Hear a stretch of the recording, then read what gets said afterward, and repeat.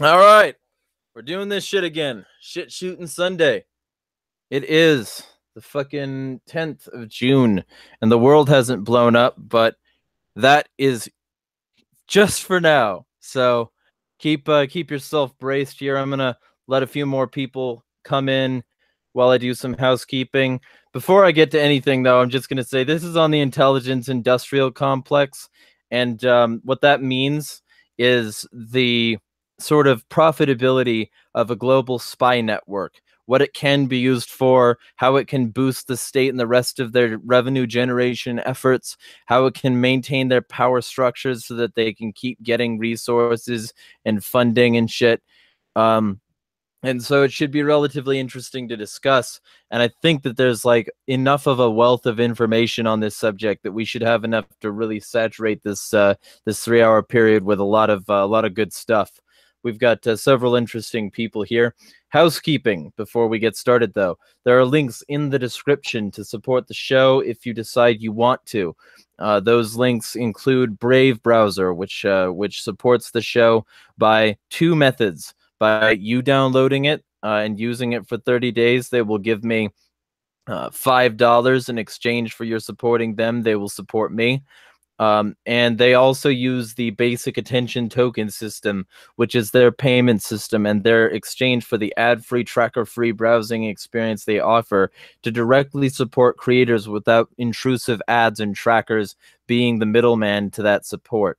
So if you decide that you want to get ad-free and tracker-free, feel free to download Brave. They do a good job of keeping you in mind instead of big corporations that want to steal your data. So and if you use Brave Browser while watching these videos, I get basic attention tokens if you load your wallet up. Right now, they're doing sort of an airdrop of basic attention tokens that you can participate in by downloading the Brave Browser with the link in the description below. And you can start to watch my videos and directly support me, but passively, because everybody who downloads it within this time period, which I don't remember how long it is, um, will get 15 basic attention tokens to distribute however they wish. And basic attention tokens are basically like how long you pay attention to somebody, they get that pay. So it's a really good system, and I think that given YouTube's adpocalypses and their fucking menstruation over jokes, I think that it's a really good idea to start breaking away from that system.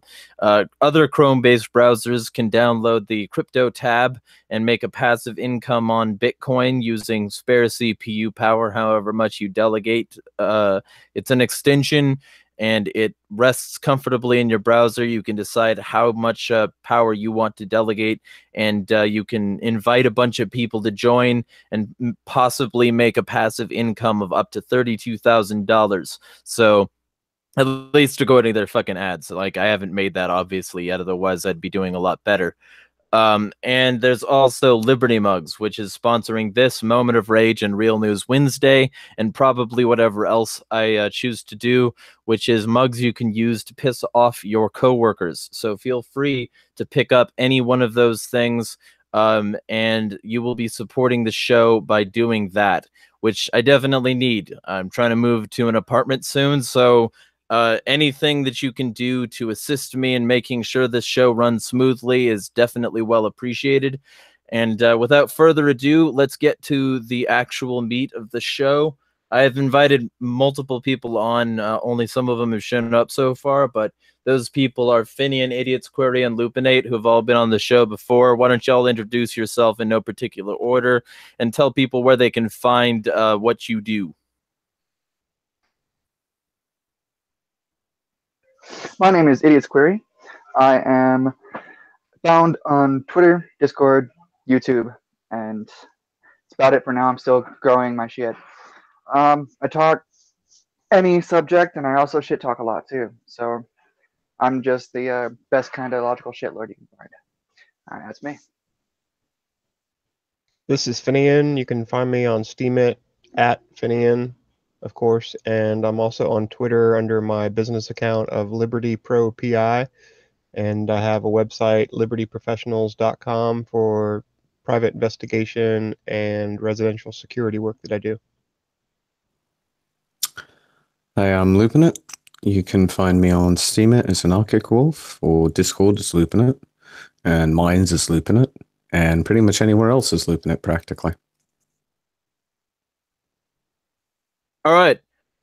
So, I guess as a start to this, I'll bring up the fact that every major global institution is having meetings in the next month.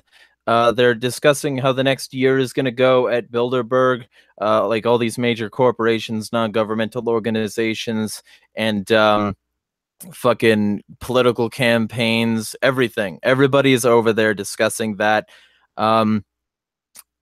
G7 is meeting, which is a world leader meeting held in Canada, I believe. And that's going to be a world leader summit held around the same time. Same with the Trump Kim summit. Same with the meeting between Russia and China, which Russia and China are being discussed by Bilderberg. So, and all these other major institutions. So it should be relatively interesting to see how all of these things interact with each other. Also, NATO is meeting. So basically, 5 major meetings of a globalist nature are going to decide how everything goes from here on out. I'm guessing like now until the end of next year. They're gonna set up policy for that. Everybody who is not speaking, try to keep your mic off. But essentially, I thought I'd deliver that news because it's definitely important. Let's get that gamer bird introduced, and we'll get into the meat of the show, which is the intelligence industrial complex. Oh, I thought it was shitpost Sunday. Well, it's shit shooting Sunday. We have a core topic surrounded by whatever discussions happen as a result of that. Right. All right. Hi. I play games. I guess that's it. I don't know how to introduce myself. That was even lazier than last time. Shit. Where can people find you? You can search for Teflon X5 or that gamer bird. And there cool. You go. Damn. All right. Well, let's get into the meat of this then. What can people say about the intelligence industrial complex? A lot. Perhaps it exists. Because I think that establishing a baseline that we know what this is a good idea to start with. So. Yeah. So what's everybody's take? Let's start off with that. Does it exist? Oh, and I guess since there's some silence on the line, I'll go first. The intelligence industrial complex is essentially how the spies keep their jobs, and they have a huge industry behind spying, behind maintaining the infrastructure, getting the drones, getting the satellites, getting the cables laid, and finding out how to break into other people's networks, that sort of thing. And they have a huge stake in like sort of non-governmental organizations like Keyhole, for instance, which I'll be doing a video on how Keyhole through Niantic is helping people turn themselves into roving spying droids for the CIA, essentially, with Pokemon Go. But that's an entirely different subject. I'm sorry, I find that funny. It is simply because with Pokemon Go, all right. Sorry, I didn't hear that. What? I'm just nothing. Just all right. I'm gonna be laughing over here. Well, you should definitely look into Niantic because it's a really interesting operation, and the fact that they have people going around in exchange for cartoon animals or invisible energy is really interesting as a reward mechanism. It was a great example of how easy it is to control a lot of people. It's something as far as video games that people have been dreaming about for a while is being able to interact with the real world in their video games. So Yeah. I don't really. Augmented reality. It's an unusual concept, really. It's rather innovative from that perspective, but I don't like the fact that Pokemon Go is basically data intrusive. It's why I don't play it anymore, because you need to have pretty much everything on for it to function as well as it can. And I don't like doing that. I like having my location off. I like having certain things turned off. That's what you mean is the location. It has to know where you are in the globe, because they programmed the game specifically to respond to real world locations. Well, Exactly. partially. I mean, it's partially that, and partially the fact that, like, if you look at the TOS, they say that your camera and microphone are recording passively, and that all this data goes to the state. So, you know what? I haven't read it. I haven't used it because I'm a fucking bird in a house. So I don't play Pokemon because I think it's for weebs, but that's a separate issue. Hey, boy. I like the original games. I mean, they were fun. They were iconic for my teenage years, but I'm talking like decades ago. For me, it kind of ran its course, as it does for most people, I think. But for some, they just continuously play it and will travel the globe to do so. They're whales. And they design this. Niantic in particular is a very clever company, because like Gumi and all these other companies that have microtransactions, they make their bread and butter on whales. They don't do it on the everyday casual gamer who may chuck in a tenner once a month if they're lucky. They do it on the people, and they design the game for the people who spend thousands on it because they can. They've got money to burn. You don't think it's hardcore gamers who are spending that kind of stuff on a game with microtransactions, do you? Because I think last I checked, they're the ones most in opposition to microtransactions. Exactly, hardcore gamers. I consider myself a pretty damn consistent gamer. I play a lot. Right. And lately I haven't, only because of my circumstances. But normally I'm at it about at least 4 hours a day when I come home from work. Which is why you get my jokes about Chaos Emeralds. Yes, exactly. I'm very familiar with old school games and the newer ones, and play console all the time. But I hate microtransactions that actually determine how well you play. It's why I won't play Battlefront 2, because you have to buy money. You have to buy the in-game money and spend it to get anywhere. And hey, you know, it double means, because you're an anarchist, so it double means that you're not going to participate in the microtransactions when they fuel a company that was initially fueled by CIA venture capital money, right? Pretty much. I'm not paying for Niantic, and I'm not paying for a number of I'm not playing many games on my phone, so I'm not paying Android Pay or Google Pay for anything at the moment. And I tend to basically focus what I do pay for in microtransactions on companies that I actually enjoy playing and enjoy the content of on a regular basis. And I mean, Bungie, for example, because I'm a big Destiny fan and a big Halo fan from the old days, but more so also because I've always loved Red versus Blue, which is perhaps the best ever Machinima series ever made. And it's things like that drive my purchasing. It's it's reliability, it's consistency, it's enjoyment, and it's not basically giving people the option to buy their way to godhood. Of course, me personally, if I'm talking machinima, it's all about bro team, but that's a separate issue. Let's get back to the subject at hand. How familiar is everybody here with Edward Snowden? I'm quite familiar with him, actually. Never heard of him. I don't know what you're talking about.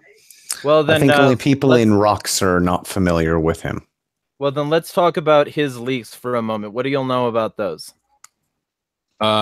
Which ones? I know exactly one thing about them is that they happened.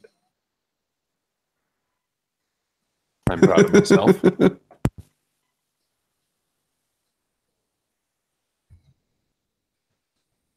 Yeah. Well, what about the leaks? Like, what are you getting at? I was Apologies, asking if anyone knows. my mic was sorry, muted.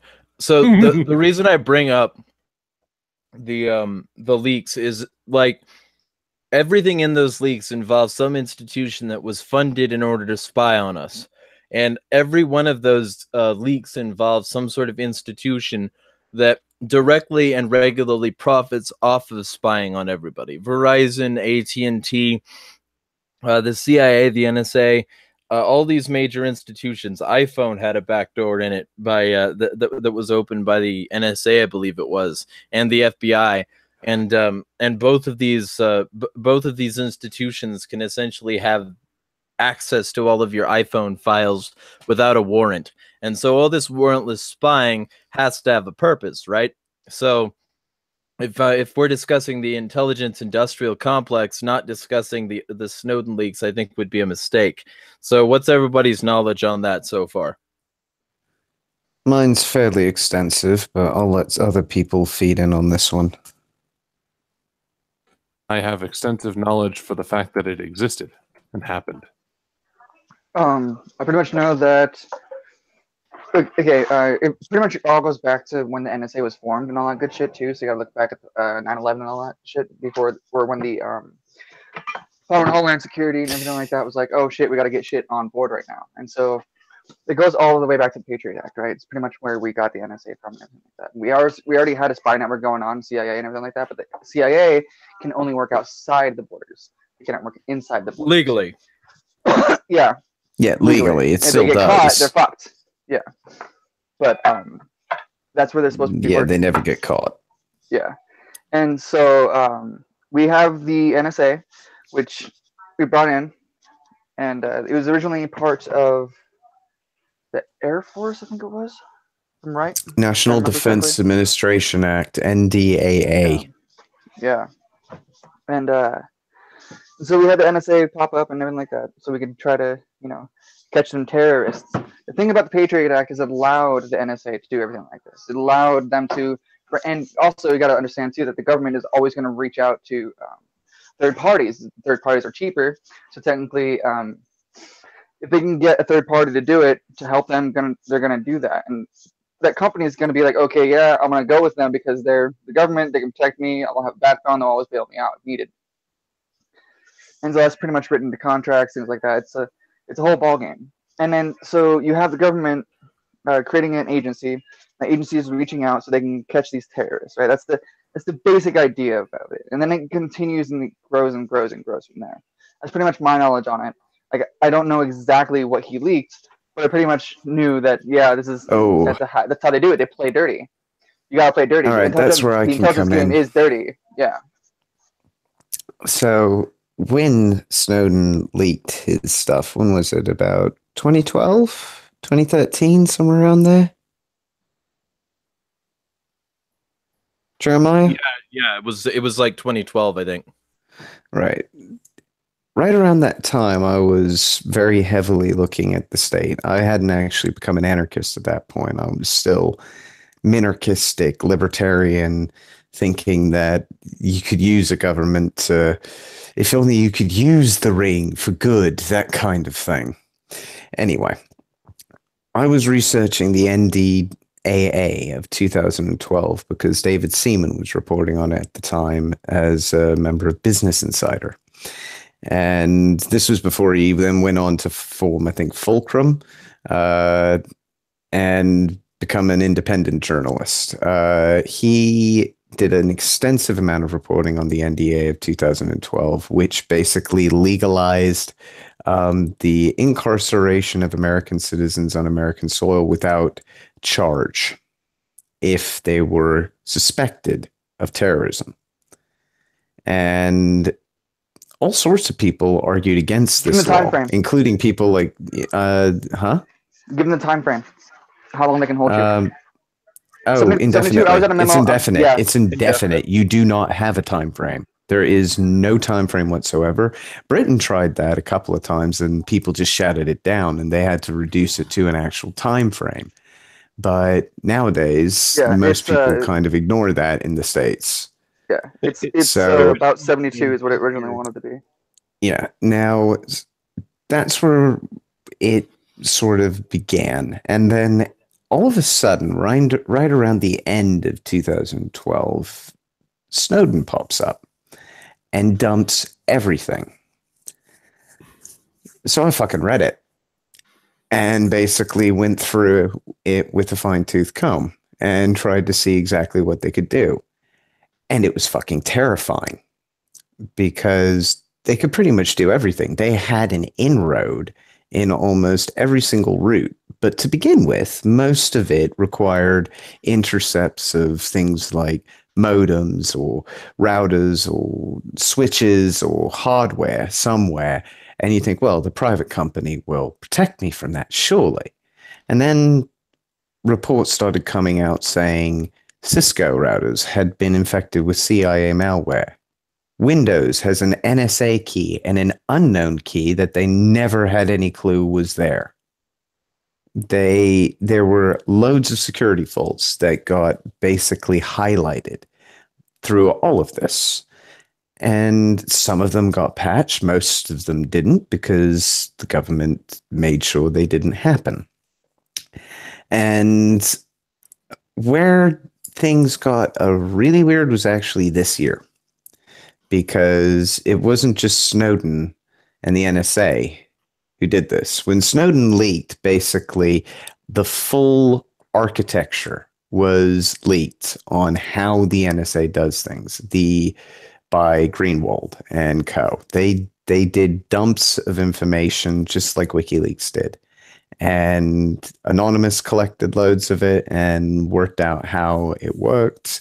Pretty much everybody knew the basic framework and were able to build on it.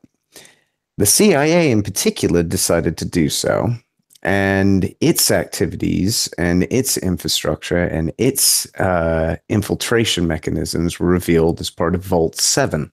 Yeah, that's a great set of leaks, by the way. Anybody who wants to seed that torrent, I salute you. I'll seed alongside you.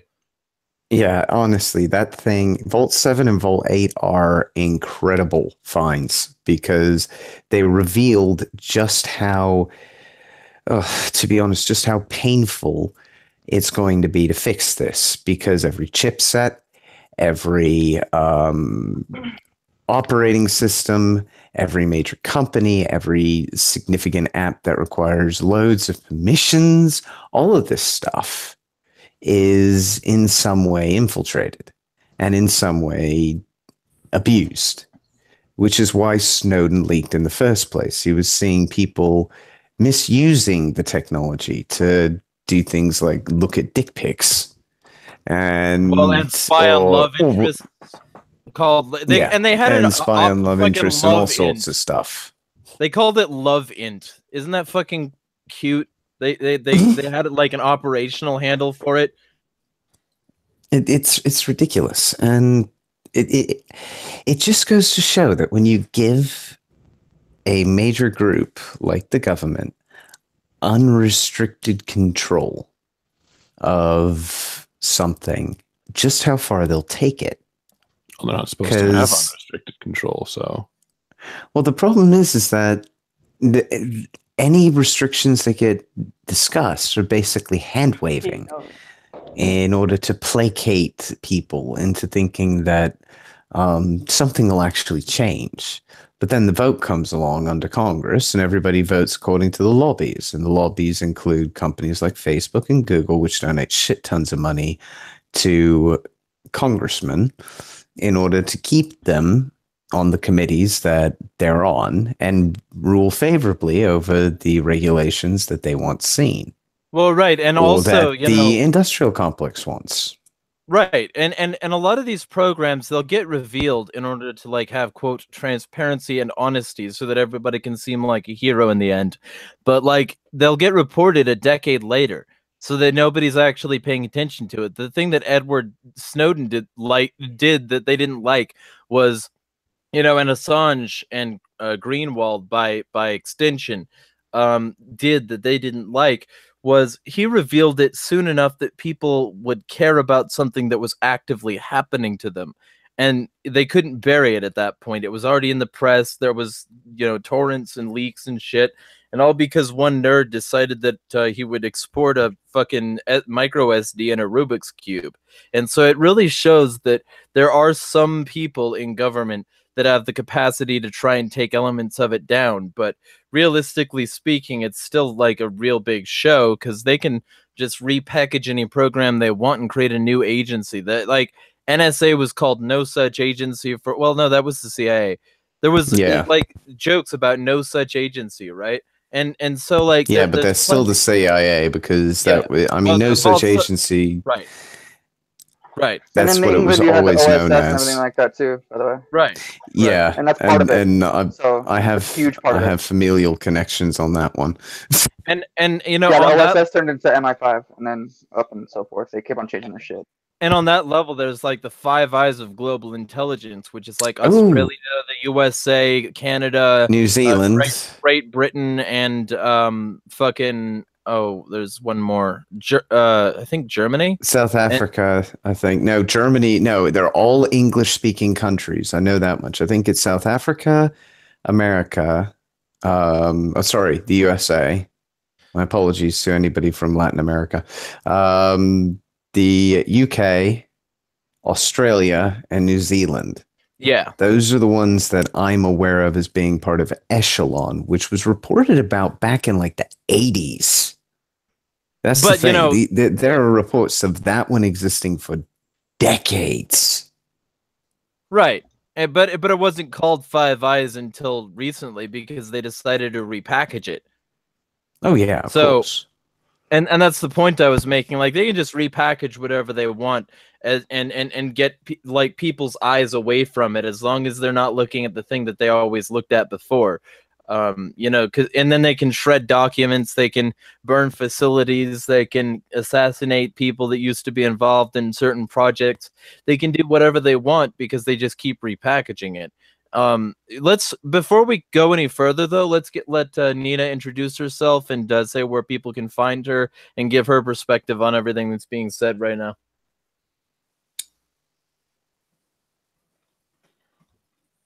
That is Nina, you with us?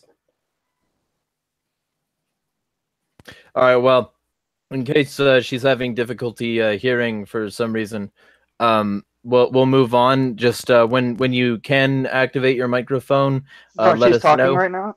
Yeah, she's talking.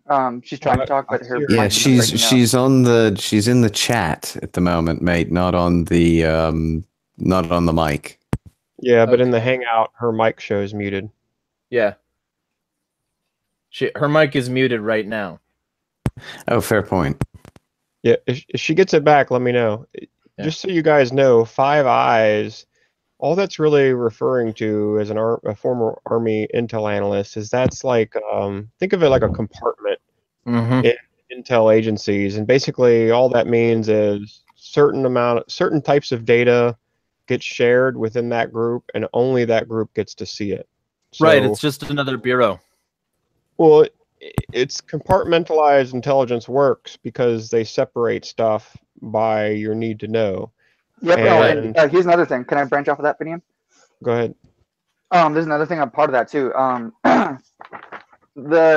What the CIA was. The CIA is a fucking powerhouse, right? They are huge, and they're actually really good at what they do. It's part of why they're like a big part of the huge global portion of it. They knew about the 9/11 attacks and everything like that. The FBI had known as well before, and like they always know before shit's gonna go down. Like that's just what they do, and it's always reported.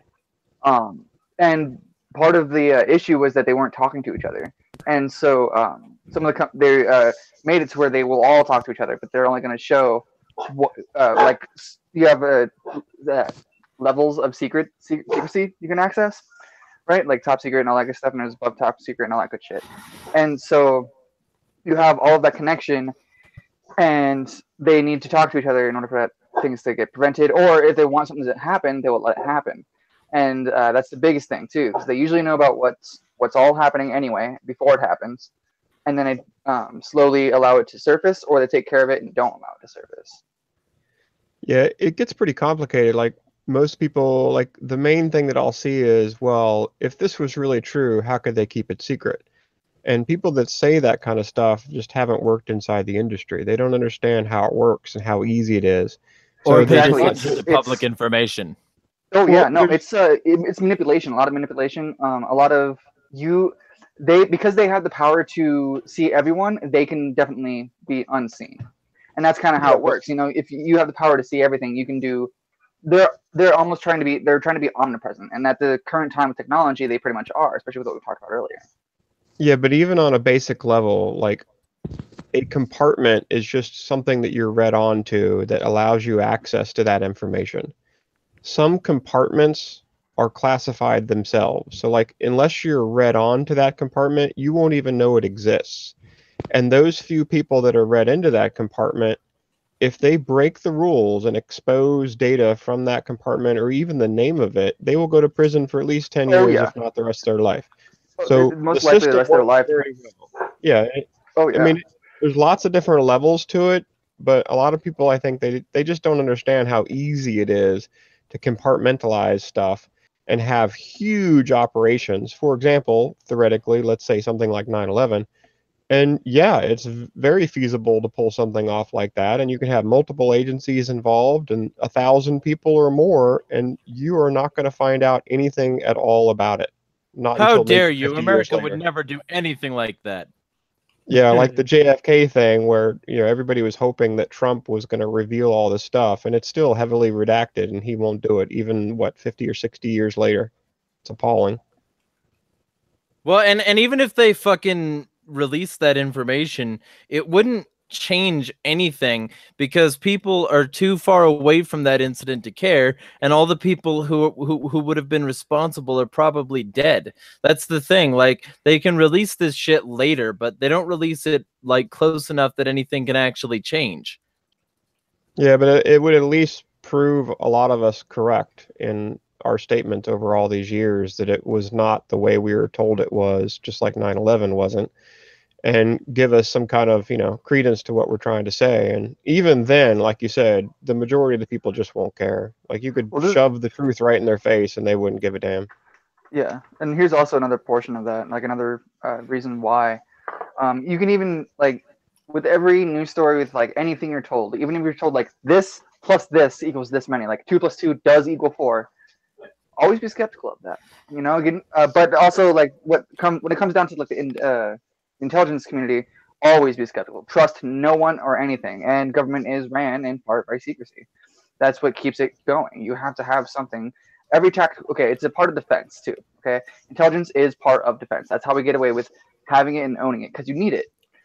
You can't not have spy networks and things like that. You can, but you're gonna fucking lose most of the time. Okay, there's more than just blunt force, and that's part of it. Well, speaking To of be part, honest, that's one side, and don't forget that they've legalized propaganda now in the West. So the government can actually create fake news and sell it to people as real news, and that at this moment is As the law. documentaries. So they No, they have actually, the one that's usually piece news and- articles. Right, yeah. It's the It's- actual it's- news. So they can lie to you in the news now, and it's legal. And at the Yeah. same time as they're doing that, they're monitoring basically absolutely every single thing you do. And they're monitoring the reactions in real time to the news and With try to Facebook, another modify. Incutel funded institution. Exactly. So a few friends of mine on Google Plus call Facebook the FBI EYE because it really is basically a massive data gathering and spying platform. Its only revenue stream is the data that it can use to sell you advertising. And its only other revenue stream is the government. And the government has a quid pro quo requirement for everything it does. And the pro quo in this case is your data. Where are you? Who are you talking to? What are you talking to them about? They control it all. They can use semantic analysis to work out what you want based on what you talk about and based on the language that you use. So be very careful about what you say on those platforms. Same thing for Twitter. If you're using Twitter, and I don't for a reason, you are probably being tracked. The people there do have access to what you say privately to other people. So be aware of that. And Well, if they same with have Facebook. access, To be fair, same with all these platforms. So if you're on one of them, you're the on one all thing of them. the one thing I will say is that some of them do have some aspect of either security built into them, like for example Discord, but not all of them do. And Facebook in particular would like to consider itself as having that security in place, but in reality, it really doesn't when it comes to the state. It will give it away, no questions asked, because if it doesn't, it loses huge subsidies. It loses its influence. Other social media networks will take its place the more it acts like some sort of arbiter over speech. And Right, yeah. it's only the subsidies that will keep it alive at that point. It will die unless they change how they are doing business. And that's why they've released the dating apps. And believe me, I think there are other reasons why they've released the dating apps. They're far more sinister. Because if you're able to share photos of an intimate nature, for example, through Facebook dating services like you could through Tinder, you're basically offering up blackmail material to people when you're 10 years older. They can fuck your life if you really do it. And I've never understood really fully the need to have a dick pic out there. Really never understood why guys think that's a good idea or why this is something that is a thing now. My thing is I just But- don't give a fuck. Like if someone's gonna jerk off to it sooner or later, and I'm fine with that. Someone's thinking about me in a positive way. I don't care if they use it to blackmail me, whatever. It's like, hey, I warned all you fuckers. I have a macro clit, so don't get all excited if you see something that you're like, oh, that's not what I was expecting. It's like, well, fucking, I told you, so it's whatever. At that point, it's like, if you want to expose my body, like, I already exposed my body. Whatever. It's a flesh suit that I'm wearing. Like I personally don't have shame, but like if nudes are sent to me, I'm like, yeah, here. But the only time I do send my own is if I'm asked. Of course, I'm not just one of those dudes like, hey, check out my dick. Want to fuck me? It's like, no, that's not cool. I'll talk to you. Your Like, your sexual preferences and stuff would obviously be added to your file. But Oh that's yeah, not the thing- obviously. that's not the thing you have to worry about the most. no. It's stuff like a suicide note that's written in your handwriting that you didn't fucking write. That's the kind of shit. And you I've gotta written a worry lot about. of. Yeah, see, me, if they kill off me, like, it won't really be a surprise to anyone. It's like, oh, he finally grew the balls, or, oh, okay. It's that day. Yeah, No one's going to be like, they oh, look, literally the government have- went after him. No one's going to do that to me. And they Yeah, know that. but by this now. is the point. Everything The they would ever government need. the government has your dick pics. If you've sent them, Oh, yeah, the government totally. has them. 100%. Well, and they have more Doesn't than matter that. where you used it. Yeah, totally. They've got enough to duplicate your handwriting, your voice, and you on video. So they can Oh, yeah. they can make a video that makes it look like you're murdering somebody. I mean, Yeah. like anything is possible yeah, at if this they- point. It's They would also have to copy my If you turn martial your arts skills, camera which they can on- do easy. My defense skills, they know everything about me, and that's totally fine with me. Like, and also because I did sign up to be part of the special forces before my brain snapped on me. I mean, if they turn your So- camera on, if they can get your voice, I'm fucked. but there's things you can do to mitigate this for now because it's temporary. This problem, I'm certain of it, because it won't be tolerated when the abuse starts showing itself. I really can't see it just being left, because people don't. When people are used to something being a certain way for a certain time, and then somebody just suddenly takes it away like that, they don't just basically mumble and go, oh, well. They complain a lot. It takes a lot of effort and a lot of usually drugs to sedate people to the point where things are a problem. And don't get me wrong, because I'm talking now, they've got my voice. But then technically, so does everybody who's listening to this for the words that I'm saying. But that's why I'm very careful about the words that I say. Because if you modulate it, it'll come out false. I just shitpost all day, bro. That reminds me of my favorite pickup line. Roses are red, violets are blue. Does this smell like chloroform to you? Yeah. I like roses are red, violets are blue. I have a gun. Get in the van. My personal favorite was to all the people that are suicided lately. Like they get chloroformed and then imagine that they hung themselves to death. Ah, shucks. The thing that gets me, though, I mean, about that whole thing is it's so obvious in some cases. Like they start saying certain things that only they could know, and all of a sudden, things start going tits up for them. Either their lives are ruined, or leverage is used, or they're just silenced permanently. And I don't know. There's so many ways you can go today. Nowadays, people are going to rapidly start becoming martyrs to the state, or to the ending of the state, I should say, at this rate, simply because so many people are speaking out against what it's doing.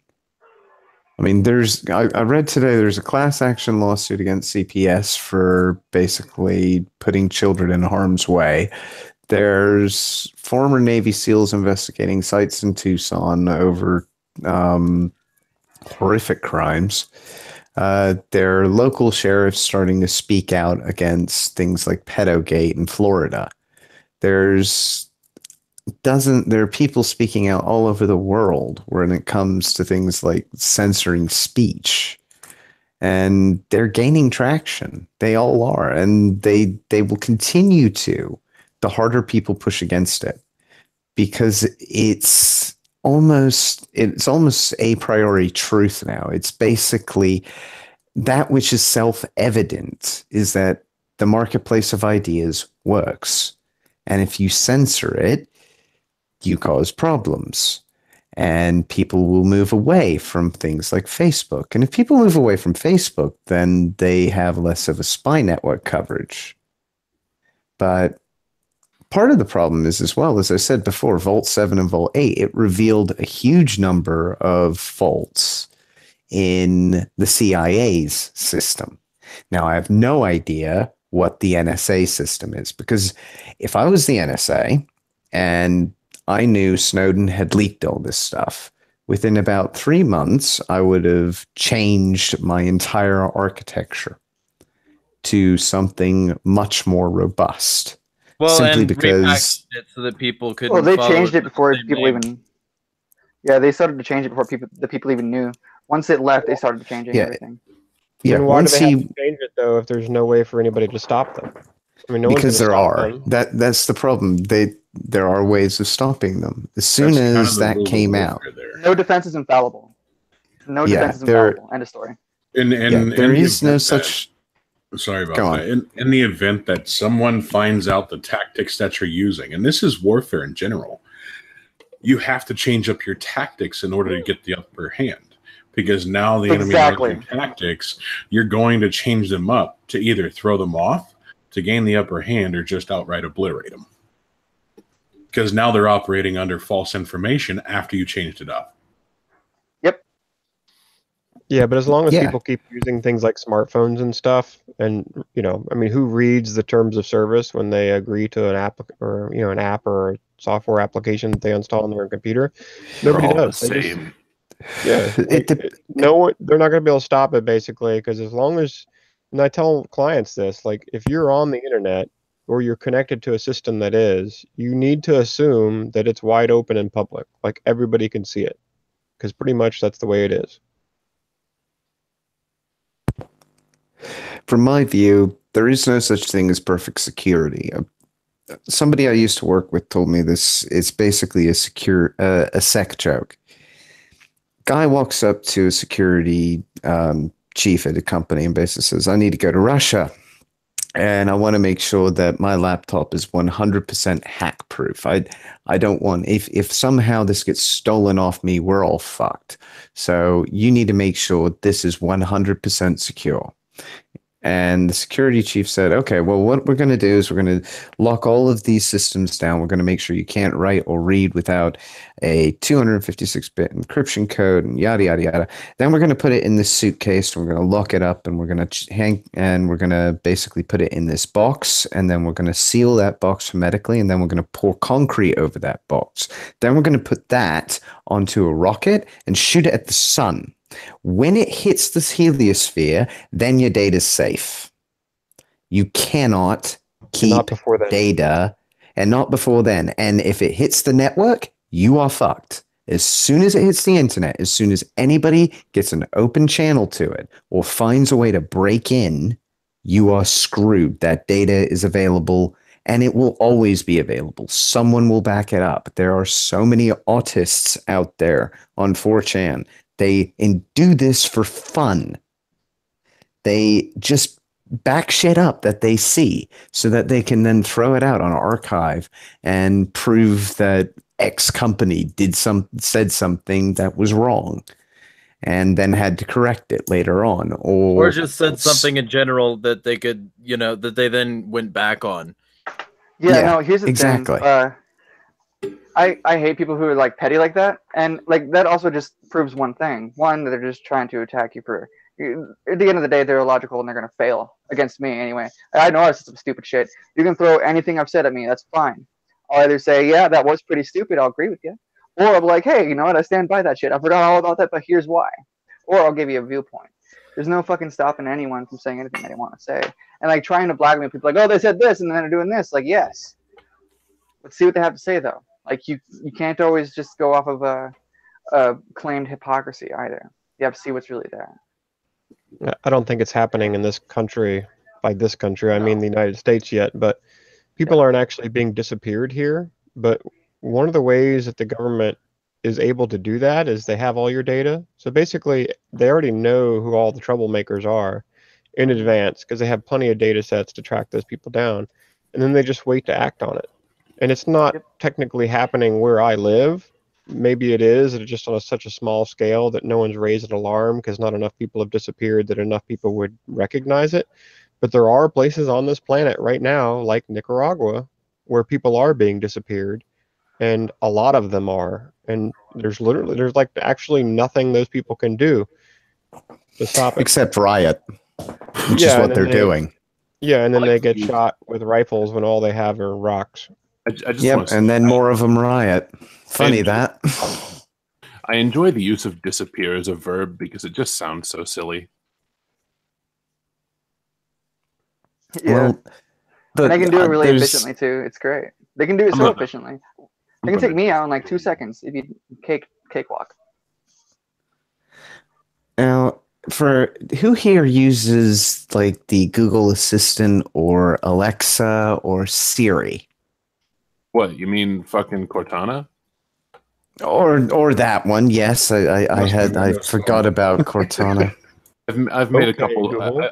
I've made a couple joking searches with Cortana. Okay. Have you used any of the others by any chance? If you have a smartphone, pretty much anybody with a smartphone, if running Android, probably uses Google, where it's like, okay, Google, you speak that, and then you tell it what you're searching shit, for. you just activated all 4 phones that are watching this.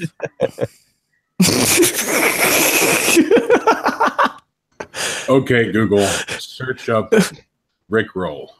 Yeah, okay, Google. Google, search my dick pic. Oh shit, there's nothing.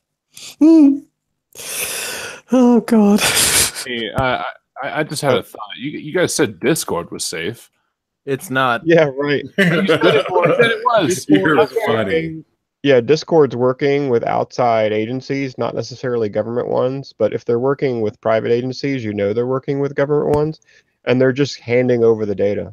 They're not being told to do it. They're not being paid to do it. They're just handing it over. They're just doing it.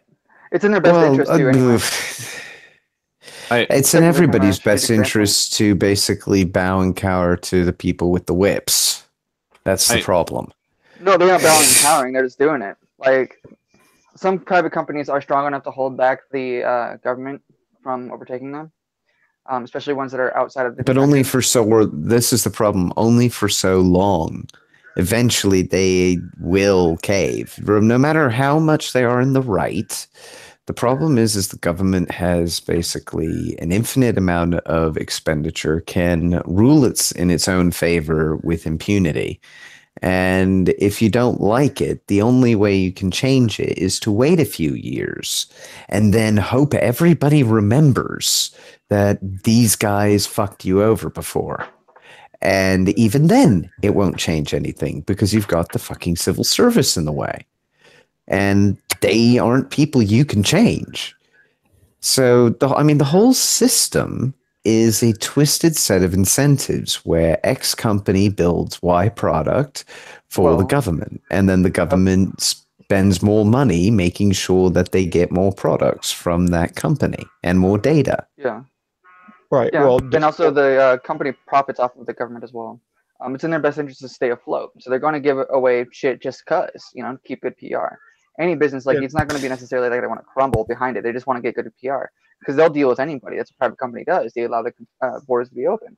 If they don't allow certain people to work with them or they can't afford it, they can't afford it. Like, it goes back to business ownership. Discord is just like Facebook. If you don't have to pay for it, you're the product.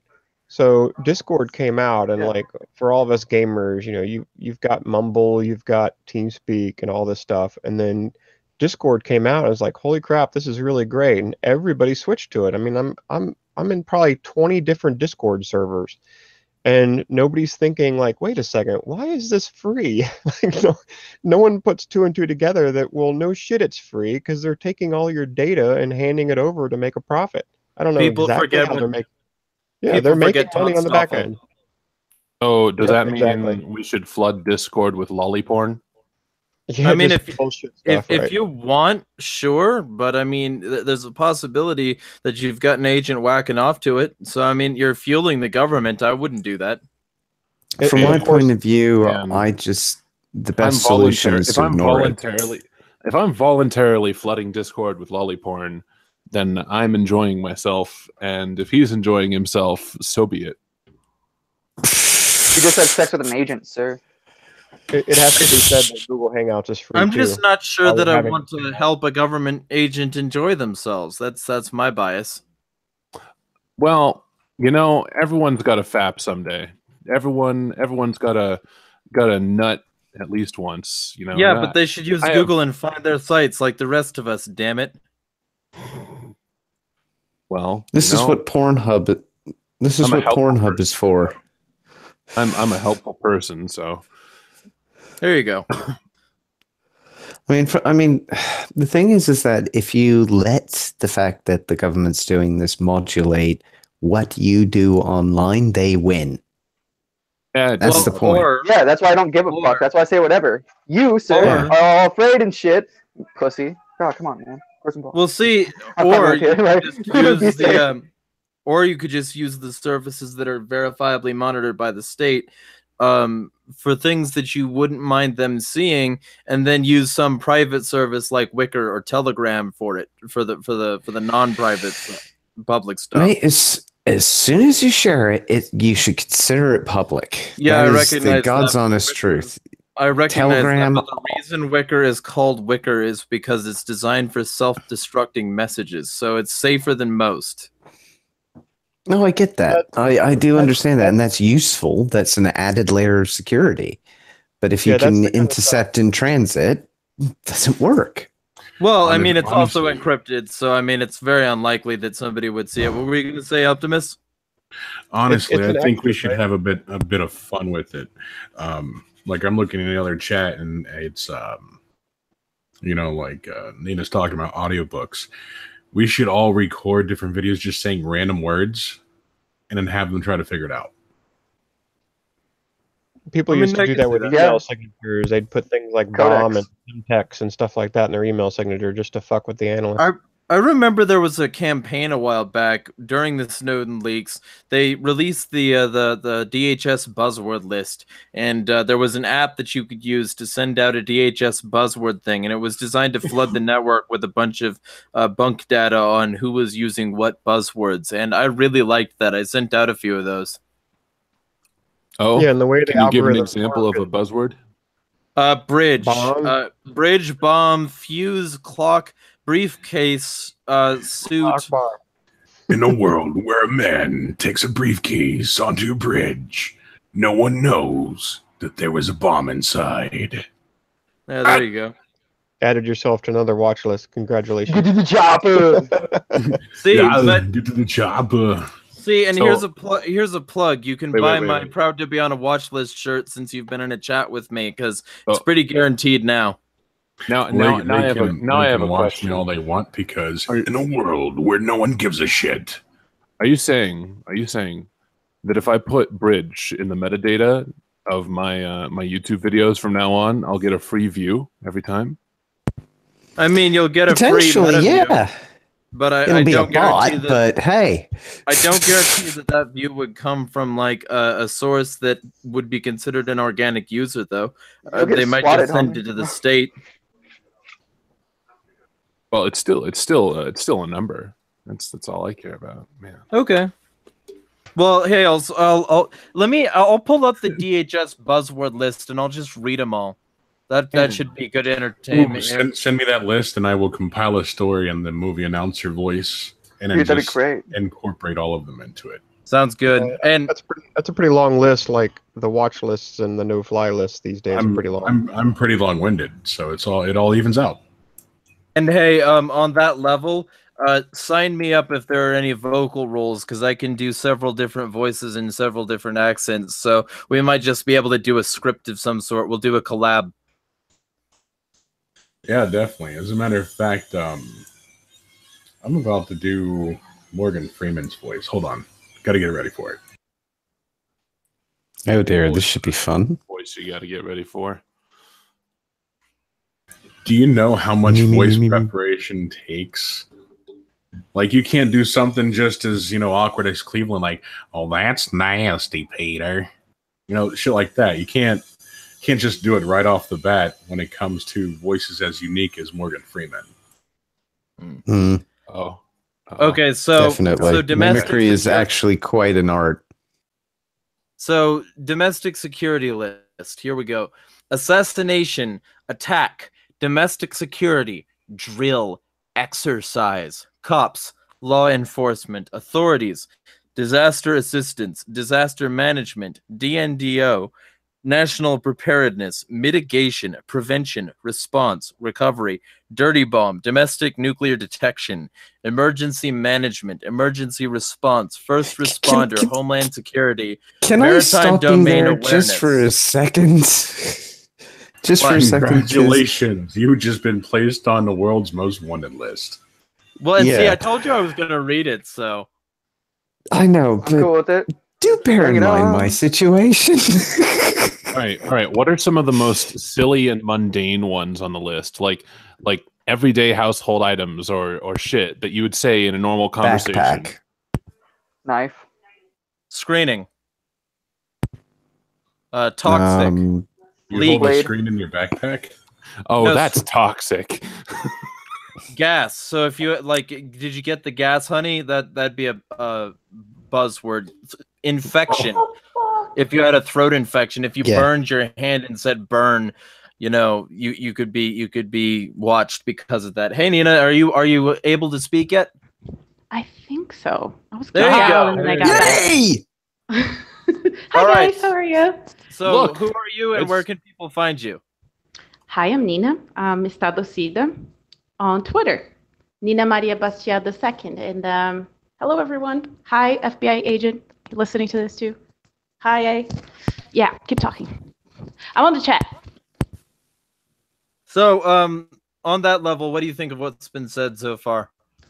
I agree with everything, and I'm very paranoid with those things. I used to use Cortana for the shits and giggles, but like they do really like record your voice, and that's really, I mean, not that I'm important or anything, or I'm planning something that the government gotta come after me, but you never know what they can use it for. Oh, I could be the next Patty. Is that what they call Patty? Patsy.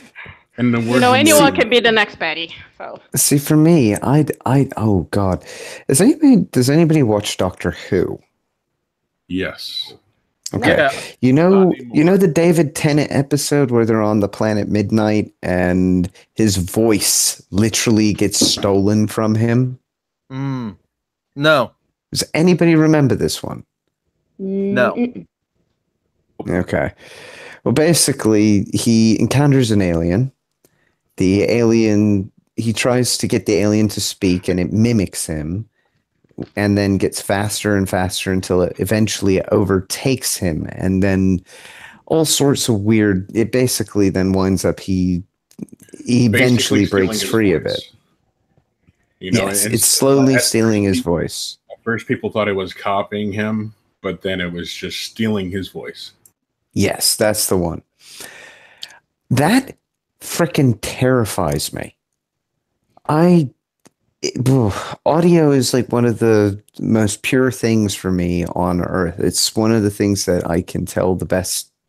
Like, I can tell if something is modulated usually in some way to make it sound better, or I can appreciate really deep music because I have a deep music tradition. I'm very audio focused.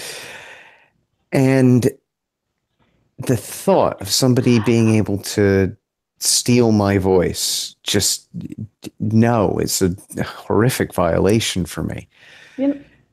It's why I refuse to get an Alexa or use my Android assistant or do any of this sort of stuff. I try to deny as much as I can for every app. Just give it the bare minimum to make it work. That's it.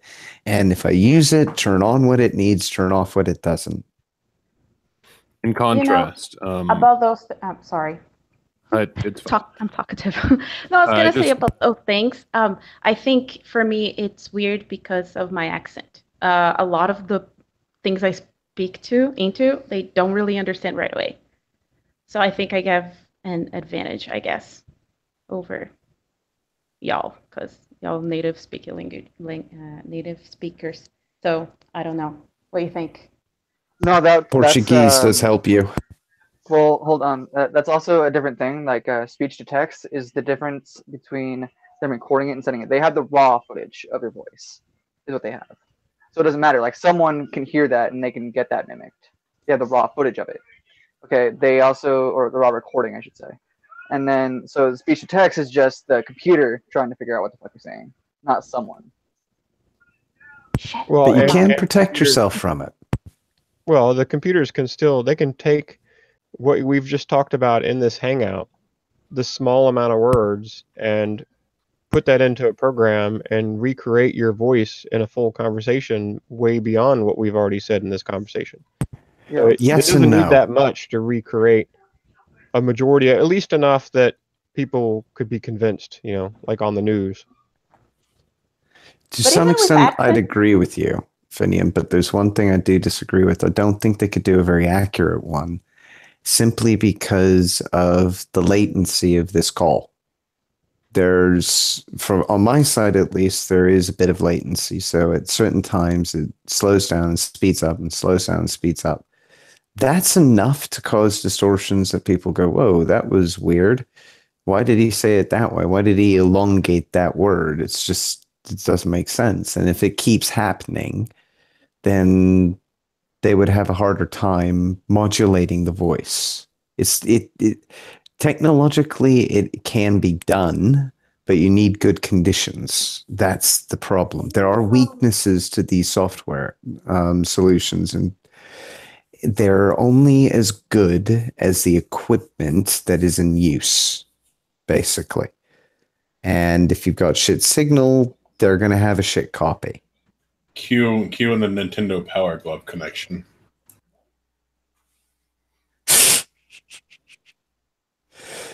I don't quite get that So- reference, and I used to have every episode of Nintendo Power. Power Glove. It's a video game peripheral. But like, okay, so let's get specific then. How many people here have a cell phone in their room? Absolutely. right I now. call it a cunt bucket every day. Just to throw them Mine's off. sitting right next to me charging. I was going to bring that up actually. Like Using it talking about now. Yeah, talking about voices, when you talk on a cell phone, you're talking to your mom or something, your voice is being recorded. all that I would like to that buy a stuff vowel. is data. Yeah, it's all data that's being added to a file, and it's all linked to you. So Well, and even when They you're like not, to say even it when it's just isn't. sitting there on the desk, it's passively recording. Like, and they thought this was just iPhone, but this is true of like all phones, Android included, and that was revealed in the Vault 7 and 8 leaks. So I mean, realistically, even if you have it in the room, if you don't have it in a Faraday bag, which is something that I'm going to invest in soon, if you don't have it in a Faraday bag, you are being monitored. So I mean, just that's something to keep in mind, because even if you don't say things to Cortana or fucking Siri or Google or Alexa, even if you don't say anything to those creatures, then you still have the intelligence agencies possibly listening in, and it's bad to think of things as something that you can control in that way, because it creates vulnerabilities where people be like, oh, I'm clear, I'm not using those things. Well, you aren't clear. True. So what you're saying is, no matter what, you can't win. Well, you can't no, win there's no way to there win as this. long as you There's don't there's have- no way to No, avoid it. There is absolutely no way. There's ways to win it. Faraday. There's ways to win it. Faraday So blocks signals. Can Is you use that the why, Faraday while you're like- talking? So What? Still do other things. Can you call your mom, for example, while your phone's in a Faraday bag? No, so just don't call your mom like when you have your what? You put your phone in a Faraday bag when you don't want signals to reach it, or if an EMP is about to go off. send her a letter. Okay, fair enough. But if you're using a Faraday bag and you take your phone out to talk to your mom, they're still recording you. Right. You see, one of the every things- time you use the But what device, I'm you still saying- get What I'm recorded. saying is that the only way, I'm not going in that direction. I'm reverse engineering it. I'm saying that if you don't want to be recorded, the only way to not be recorded is to have a Faraday bag or 5 for all your electronics. I just want to point this out, right? You know that if you put an electronic device that's wireless and requires a signal to function, or, for example, a cell phone that requires a signal, putting it in something that blocks signals will make the phone work overtime to try and get a signal. They do. I know this because I was talking to my, quote, father, end quote, a while ago, and he had a friend, an ex-girlfriend that he lived with, and she was very much paranoid like you guys that the government was always listening in. So she liked to wrap her cell phone in aluminum foil. That's a poor way to do that, but whatever, go ahead. Very true. Poor way, but it works. So the thing Poor was, man's Faraday bag. her phone would die constantly because the phone was trying to find a signal, and she was blocking all signals. So she basically never had a phone operable at any time because she kept blocking the signals. But here's the thing, though. It's sort of like, I mean, if you're not going to use the phone because it's in a Faraday bag, why would you keep it on? Why wouldn't you turn it off and then put it in the Faraday bag? It strikes me as dumb anyway. Well, if there's if the power is off, nothing's going to be recording you. No, that's not true. No, that's not true. No. Yeah, That ain't true, keep in mind actually. that- They can turn on the mic. So maybe I can shed some light on this, because They with can- any electronics, Sorry. Oh, fuck. with any electronics, okay, you could think that you're turning something off, right? But Yeah, as long and as it's they're not actually power off. source still connected, there are some background processes going on via hardware that you don't know about. Precisely. And it's So- in every goddamn chipset, mate. So if the you thing use is, anything that's got AMD, Intel, Qualcomm, What was the other and one? that goes with any phone. The power is only there to boot up whatever operating system it has. What it doesn't tell you is the 4,500 other tertiary processes that it has running in the background when your phone's to off. make sure that and that's also like that's why it doesn't take fucking 40 years to turn on a phone.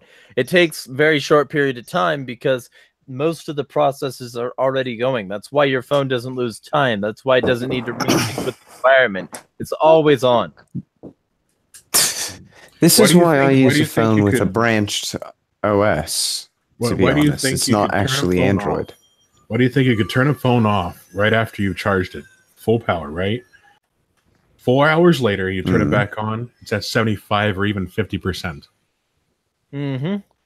Yep, Yeah, there's a reason for that. I've gone to bed at night with my phone in airplane mode, and I wake up and it's not in airplane mode. I've turned my phone completely off, unplugged, and I woke up the next morning and it was turned on.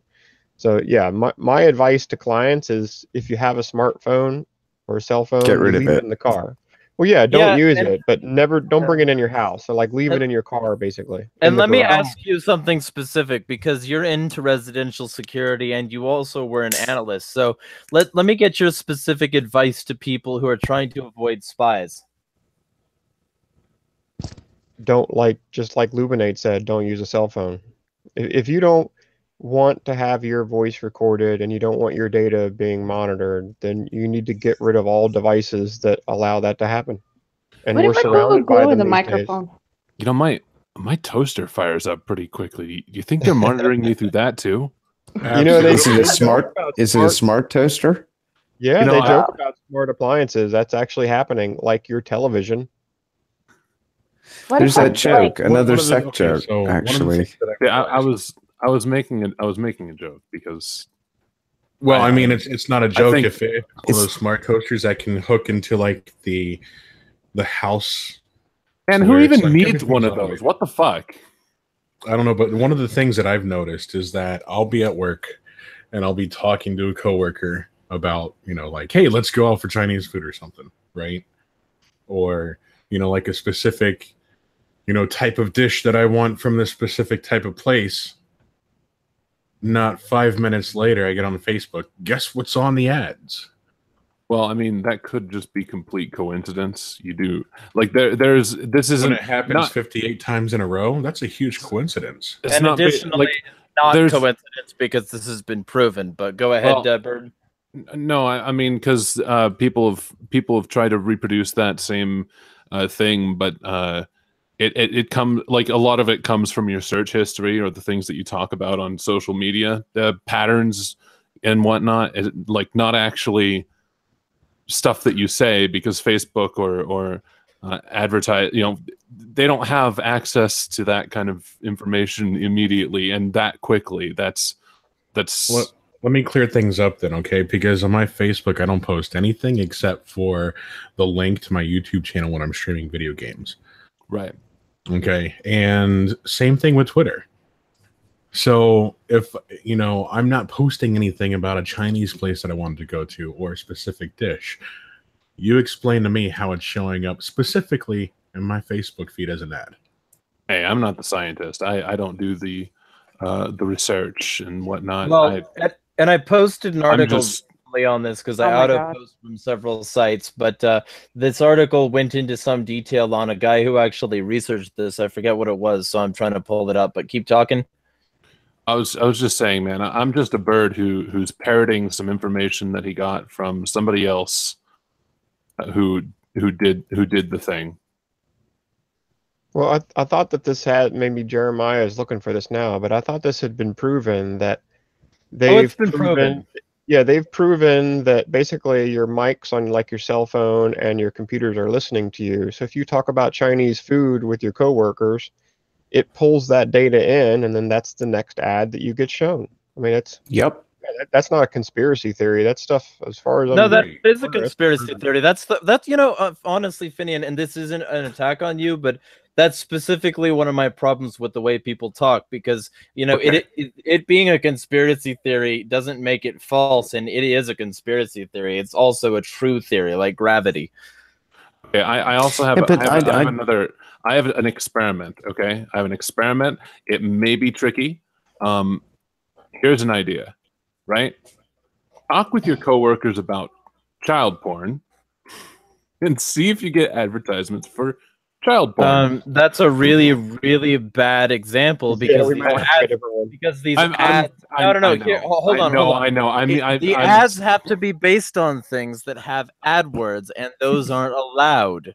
yes, I know. That was obviously an extreme joke, but that was an extreme bit. But the point still stands: is try other things that you don't normally talk about or you don't normally even partake in. Like don't Yeah, and myself and my friends have done that. don't go talking about Chinese food. Maybe talk about don't talk about stuff that might even be on your credit card history or your spending history or wherever, you know. Okay, so Talk I'm about gonna something read this. completely off the wall. I'm going to read this article. Conspiracy theory this is on the freethoughtproject.com.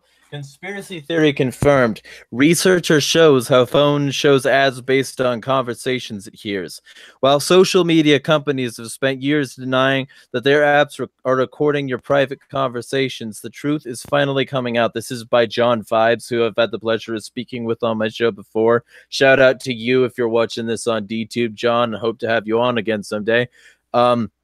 For years, smartphone users have been growing increasingly suspicious that their devices are listening to them to feed them advertisements and to enhance their experience on third-party apps. Companies like Google and Facebook have consistently denied these claims, saying that targeted ads and messages are merely a coincidence and that data for these services are taken in other ways. However, earlier this year during the Cambridge Analytica scandal, we began to see some of the first hints that our phones may be actually listening to us. Cambridge Analytica whistleblower Christopher Wiley says that they have probably been listening all along. During an appearance before the UK Parliament, Wiley said there's audio that could be useful just in terms of, are you in an office environment? Are you outside? Are you watching TV? What are you doing right now? Since the scandals, experts who have studied the possibility began revealing their surprising results. In a recent interview with Vice, Dr. Peter Hannay, the senior security consultant for the cybersecurity firm Asterisk, explained how third-party apps exploit a loophole to gather voice data from your phone. Hannay said that while your microphone is always on, your voice data is only sent to other parties if you say specific trigger words such as "Hey Siri" or "Okay Google." But there is a catch. Third-party apps often ask to gain access to voice data in their user agreements to enhance the experience of their products. What am I fucking? I lost the shit.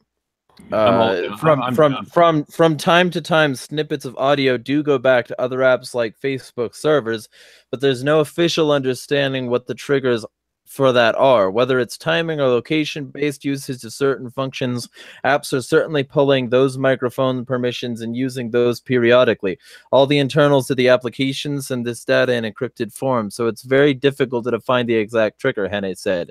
While this process is becoming more obvious by the day, many tech companies continue to deny that they are engaged with this practice, and since all of the outgoing information is encrypted, there is no way of telling exactly which information they're getting and how they're using it. Seeing Google are open about it, I would personally assume the other companies are doing the same. Really, there's no reason they wouldn't be. It makes good sense from a marketing standpoint, and their end user agreements and the law both allow it. So I would assume they're doing it, but there's no way to be sure, Hannay said. Vice reporters then conducted their own experiment, saying random phrases into their phones and then seeing advertisements affiliated with those terms pop up in their news feeds. You can try this experiment at home yourself, and it is highly likely that you've experienced results like this by accident. In April, I experienced something like this when a friend visited my house from the West Coast. I picked him up from Baltimore Washington Airport, and during a conversation about his flight, he told me he had a lawyer in Charlotte, North Carolina, and mentioned that they had a nice airport. The following morning, I woke up with these messages on my phone, and it shows a screenshot of Charlotte Douglas International Airport and weather conditions in Charlotte.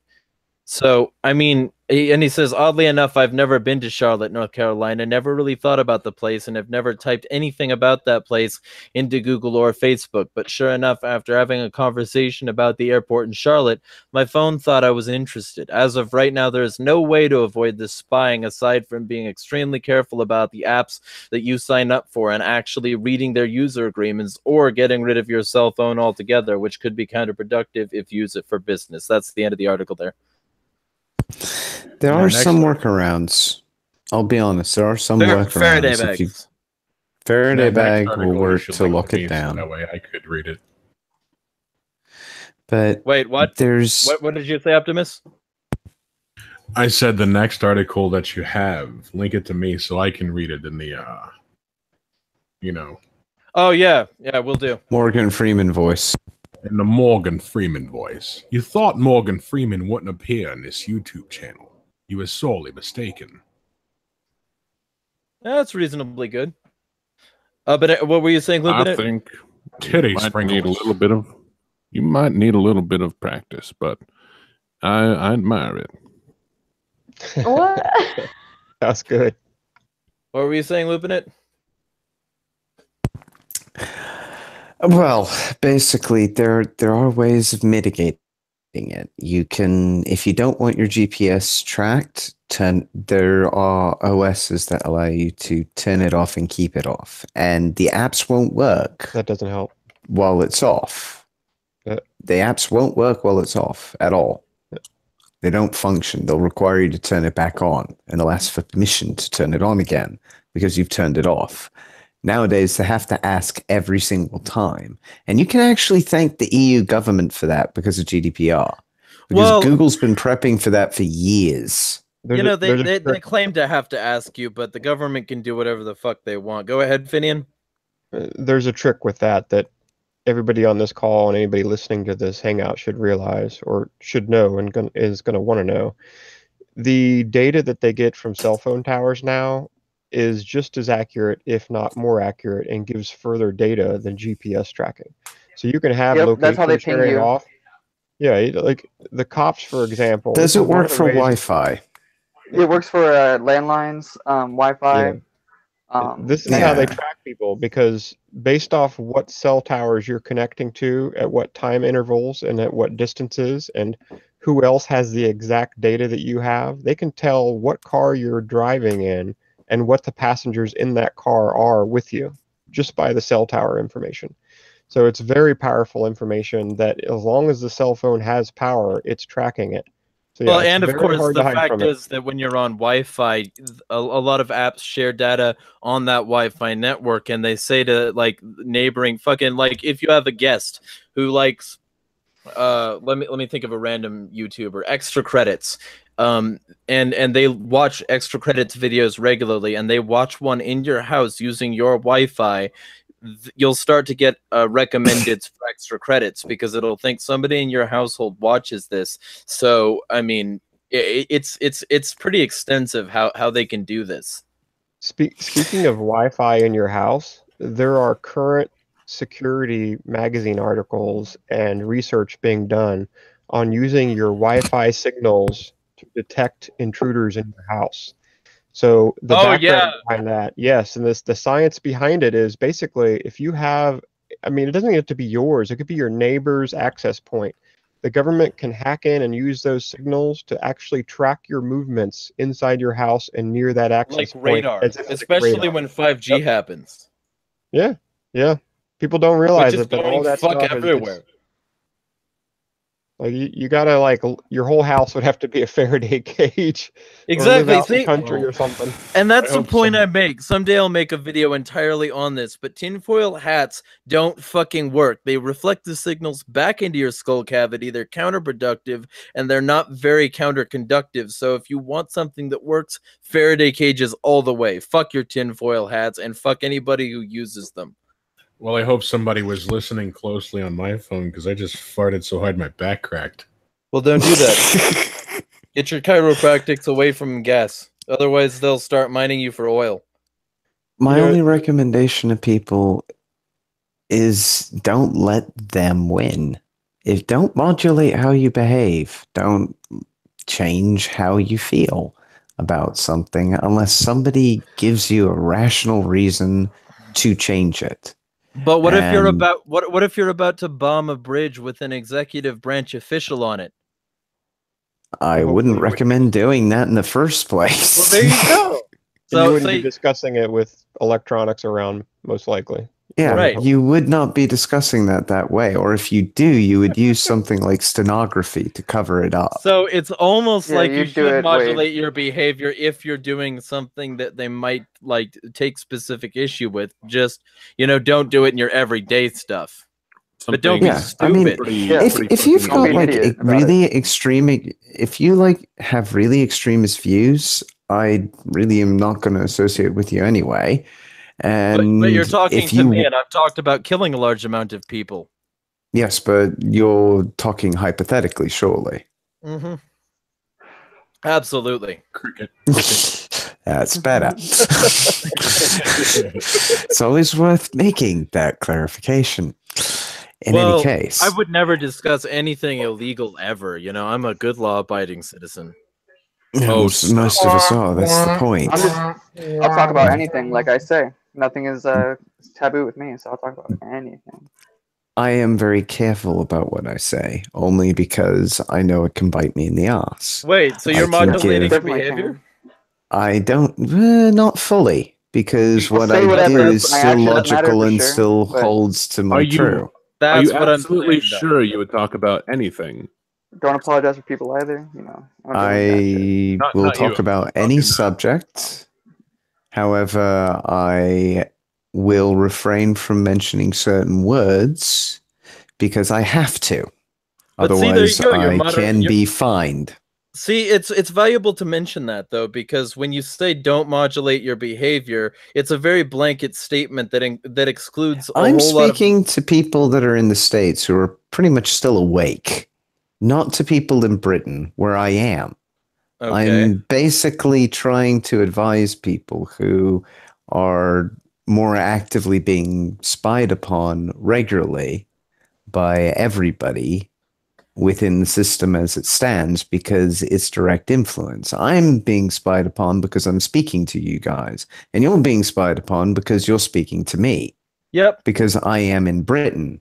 And because you're speaking to somebody who's very regularly associated with extremists. So I mean, because that's one of the definition things, of extremist I would take exception to because I don't consider my views extreme in any way, shape, or form. I'm an extremist, but at the same time, it's like I'm talking from the legal perspective and perspective. I don't pay attention to the legal perspective definition of extremist because it's usually used to mean anything that we don't like.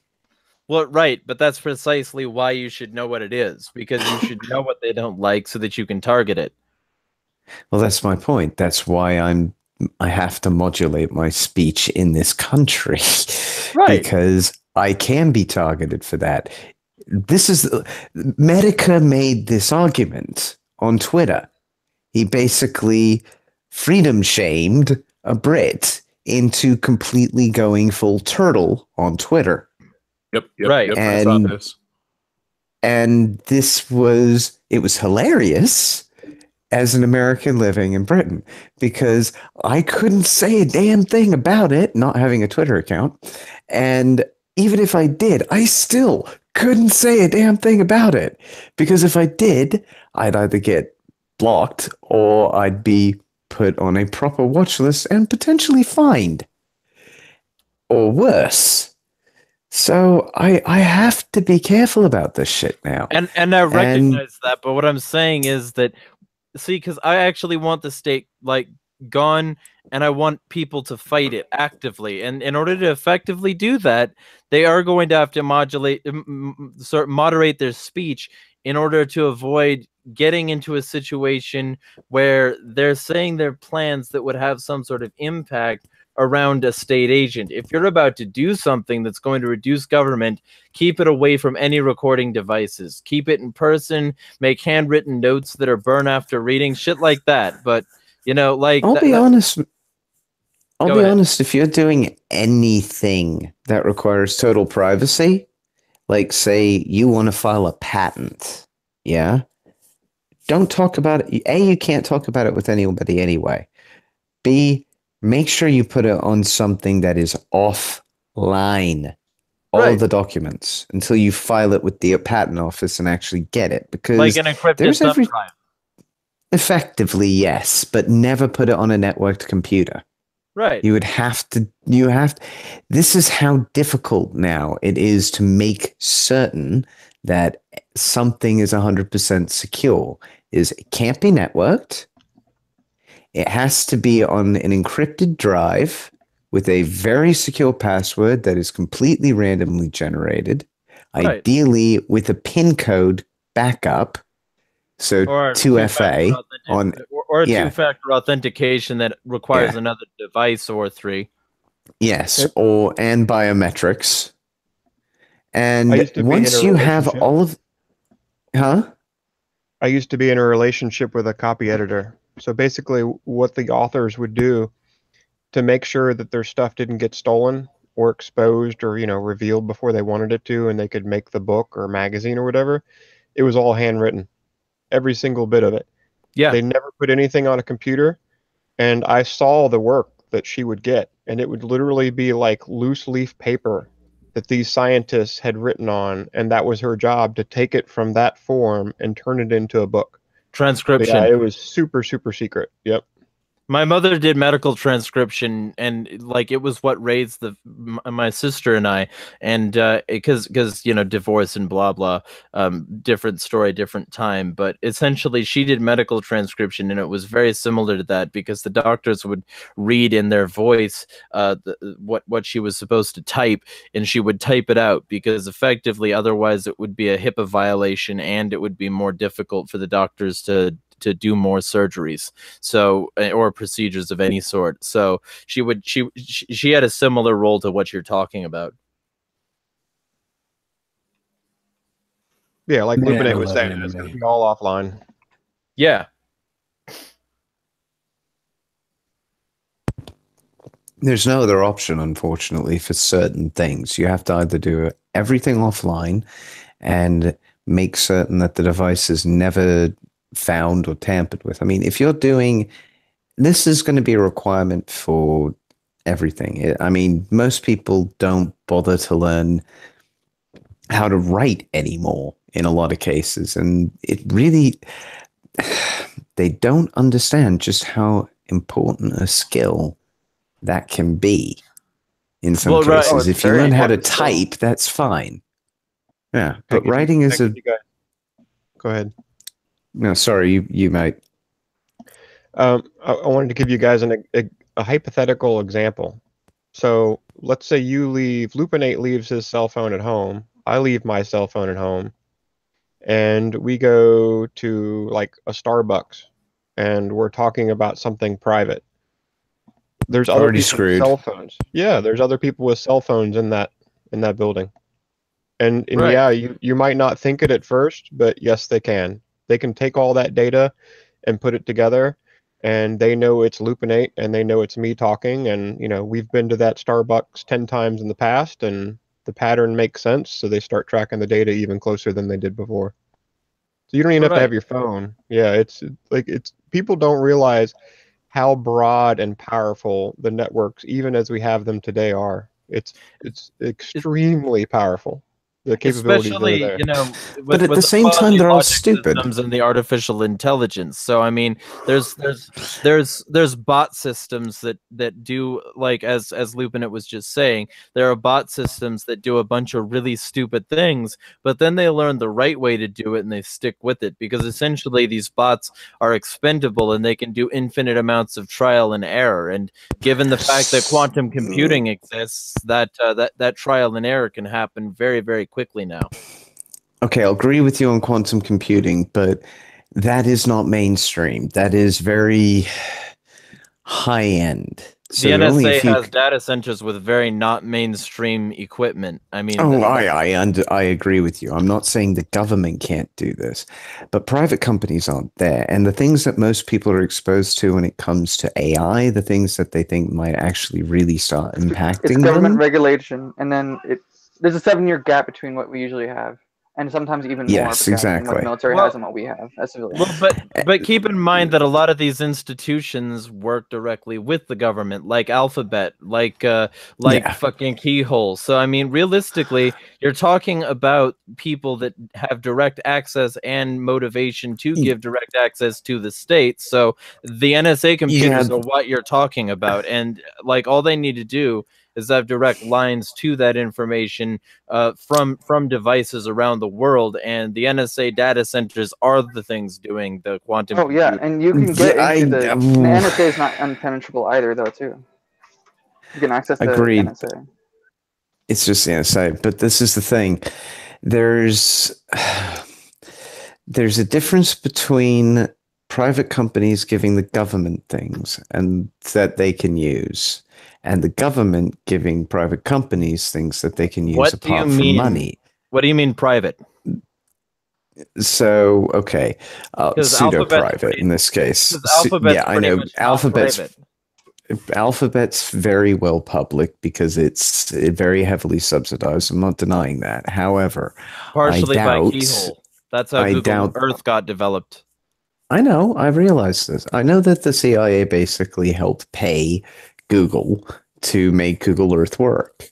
I know that they helped them develop a lot. The NSA helped them develop a lot of the algorithms because they held conferences to develop algorithms.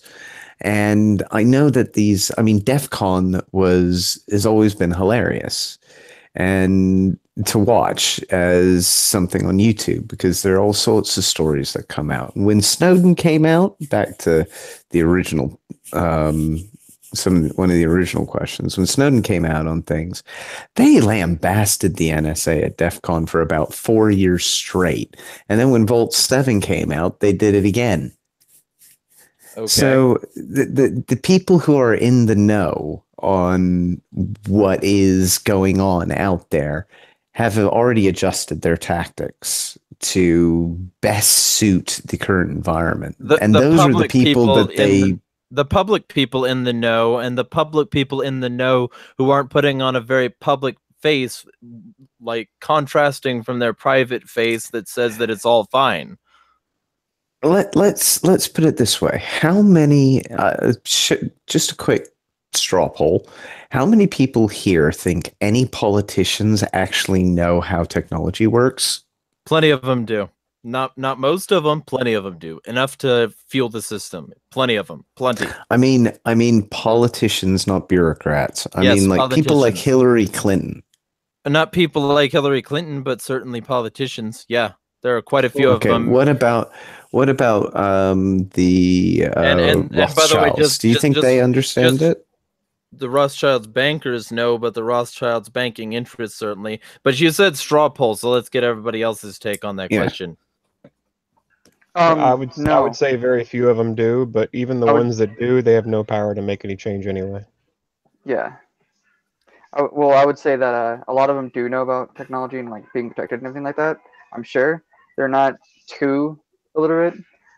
Maybe socially adept or fucking failures, but I mean the internet sure they have some kind of grasp of it. Well, right, but the internet, the clear net is DARPANET. It's direct. Yeah. The whole system is a direct result of politicians who knew enough about networks to make a big ass network that we're all now reliant on. But let me get the other people's opinions. No. ARPANET was a MIT and Stanford and a couple other universities built the backbone. Yeah, they built under government funding, but don't assume that those politicians. And then they got jobs in the government to maintain it. Yeah, but don't assume that just because the civil servants know how the systems work, that the politicians who vote on them have a clue. Wait, I really don't think they do. And politicians are relatively similar, man. I conflate the two. Okay, that may be a bit of a problem because politicians you vote for, or people vote for, I should say. You can change them, you can modify them. Civil servants, they're appointed or they're hired. There are people like to conflate the two to obfuscate the issue because civil service is the bit that actually Hey, really caused all the hey. major problems here. Hey, like just a moment. The Oxford Dictionary defines a politician as a person who is professionally involved in politics, especially as a holder or a candidate for an elected office. So I mean, it's everything. It's politics. As long as you're involved in politics, you're a politician. Correct. But if you're involved in the running and the administration of the state, you're a civil servant. You're not a politician You can because be you're not both. voted for. No, you don't have to be both. You don't have to be voted for to be a politician. You just have to be involved in politics. Wait, so all government workers are politicians? Sorry, what? So all government workers are politicians? All the people that are hired by the government to do work? Everybody who is actively involved in politicking for them, yeah. I'm a politician. By that depth. So everybody employed by the state is a politician. I didn't say that. Okay. I didn't say that. What I said this is the problem. Everybody, no, it's not the problem. What I said is that everybody involved in politics is a politician. Everybody involved in politicking is a politician. Everybody who campaigns for a politician, everybody who volunteers for a politician, everybody who works for a politician, and the politicians themselves are all politicians. Oh, never mind. Okay, so there's dumb. There's a number of different facets to the civil service. There are the ones that are political, which are things like the DNCC and all of the different like committee staffers and things like that. The people who are basically frontmen for lobbies. They're one sect. The other sect is the civil service, the administrative function. Now, that is more traditionally things like police, administrators, bureaucrats, people like that. They aren't necessarily affected by politics. They'll move from department to department and they'll shuffle about, but they tend to then go into the private sector and then back into the government sector. But here's the thing. I mean, in America, at least, sheriffs are elected, and I mean, I would say selected because I know how the corruption of politics works. But yes, sheriffs that would be a politician. No, hold on. Sheriffs then get to pick the entire like staff that they work with. They get to like appoint people, they get to deputize people, they get to then decide. So then all those people are additionally politicians because they're politicking for the sheriff and trying to make them look good. From my perspective, the distinction between a politician and what I would consider a proper civil servant is whether or not you vote for them. Now, in America, you can vote for your sheriff. In Britain, they only recently brought that in a few years ago, and it really doesn't seem to have taken off much. It's been quite meh, and they've not really done anything to speak of. But that doesn't mean that it's not the same kind of thing, though. And no, I'm not denying it isn't. Just people you vote for. That's not the definition. That's not what anybody uses. Well, I think it's what most people. It's what I think most people would consider a good definition for what a politician is. Somebody you can pick to represent you. Well, let me look it up specifically for the syntax because I don't know it myself. I'll mute for a bit. I would have thought that it was more of an individual that was specifically running for office or one that was elected. Well, that's the way that it sounds. Yeah, the way that it sounds is that anybody that's on any degree involved in politics or a political movement is politicians. Yeah, you're trying to get politics to happen. You're a politician. In the same way that an electrician works on like one wire at one time, you're just like it doesn't matter that you're not affecting the whole system. You don't need to work on the power grid to be an electrician.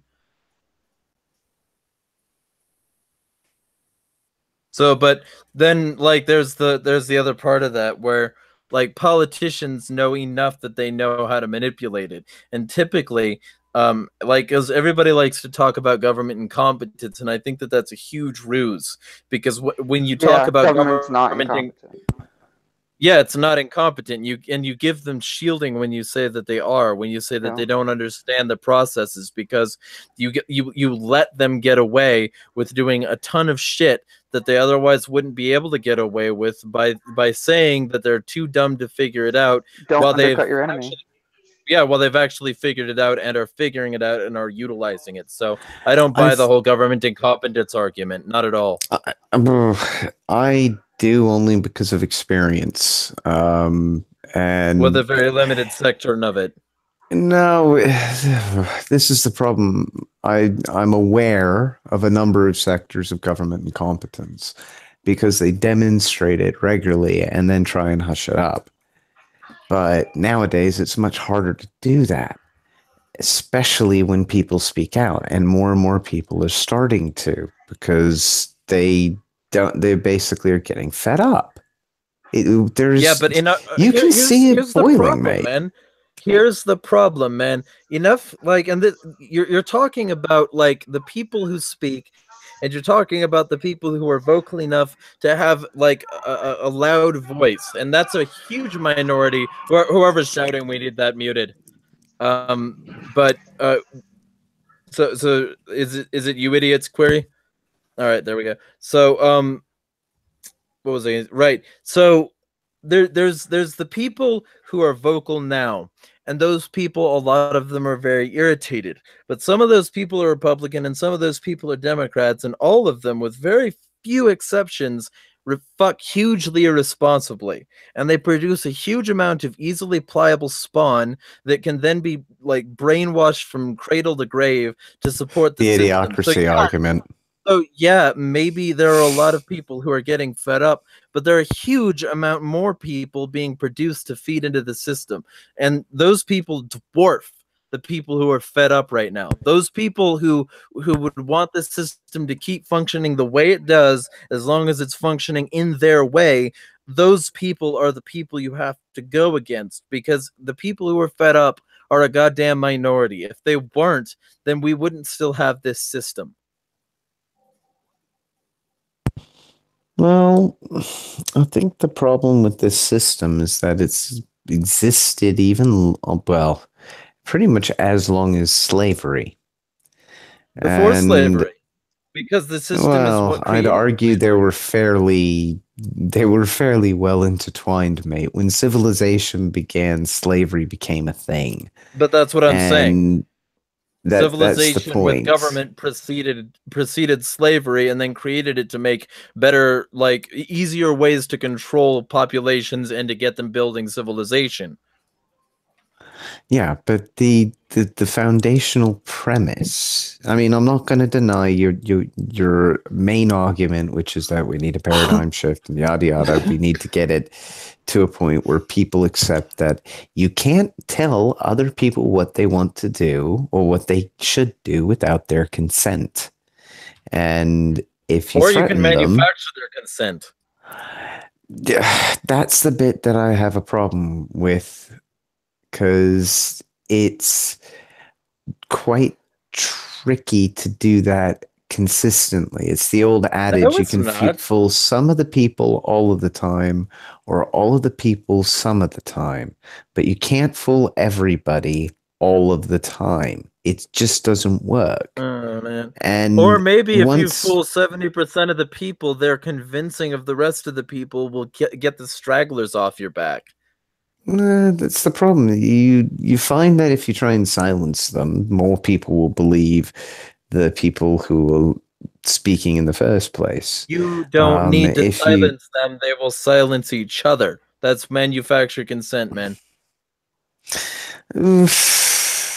I get where you're coming from. Well, history has examples of how this works too. The minority that are speaking out get crushed. They're not defended by their neighbors. People don't care when they disappear. They don't care when those people are arrested or shot in the street. They don't give a damn. So if a small minority of people are actually actively fighting a system and trying to further legitimate good goals against a majority that are not, or that are apathetic and don't care, they have a very difficult time doing it.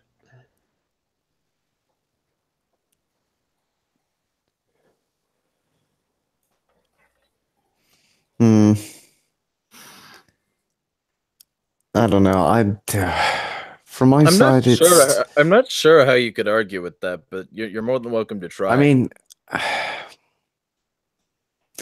get the point that if you've got too low a number and if you've got too low a care or too little information, you see, I think part of the problem is technology, because history is rapidly becoming what happened last month, because there's so much fucking data now on a daily basis on what is going on. It takes more time to troll through that and find out what really is going on than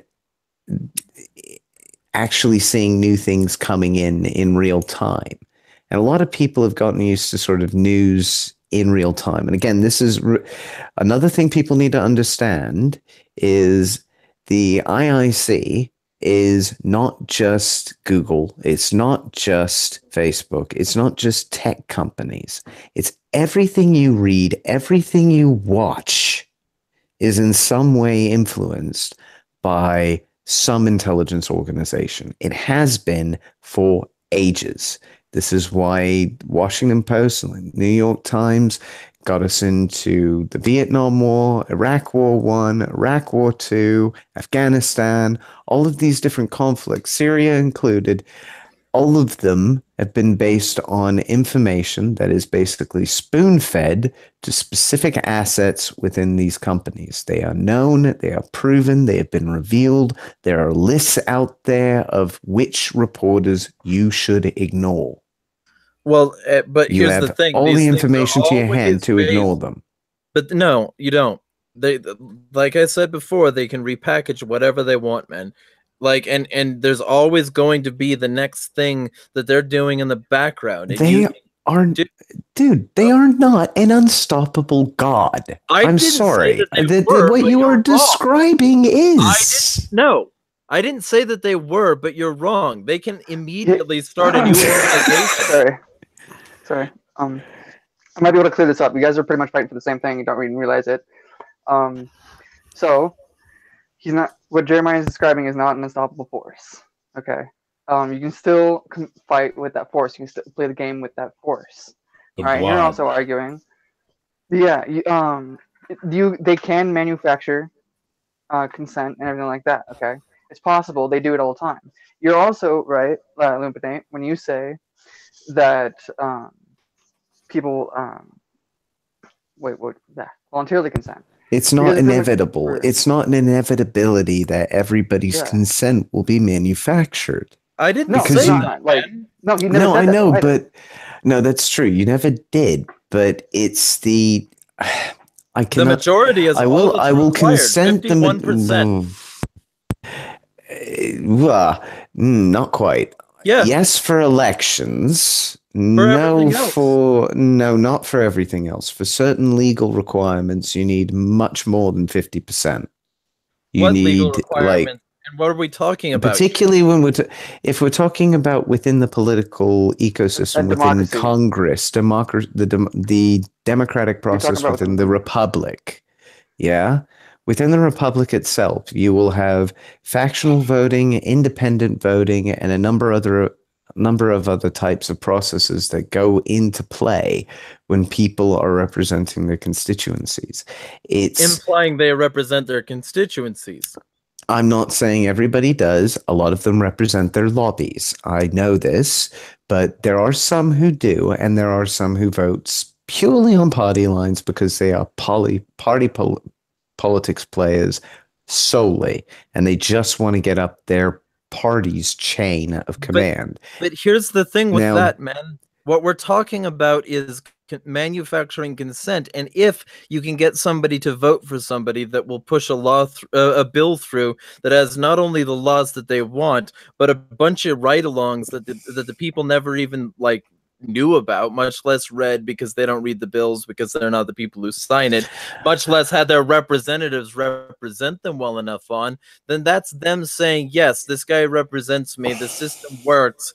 And that's them consenting to that thing coming along, even if they weren't even aware of it. That's just the first level. The second level is making them want things because a corporation serves them enough ads. The third level is getting them to accept things because their religious leaders do, because their community leaders do, because that person on Twitter does. And then all you have to do is control these centralized points, and you've manipulated consent on a global scale. Okay. How well are they doing with that right now, would you say? Relatively well, because all they need to do is create enough of these extremist centers that people think there's a difference. It's manufactured differences, manufactured consent, all down the line to these decisions being made for the same benefactors every single time. Okay.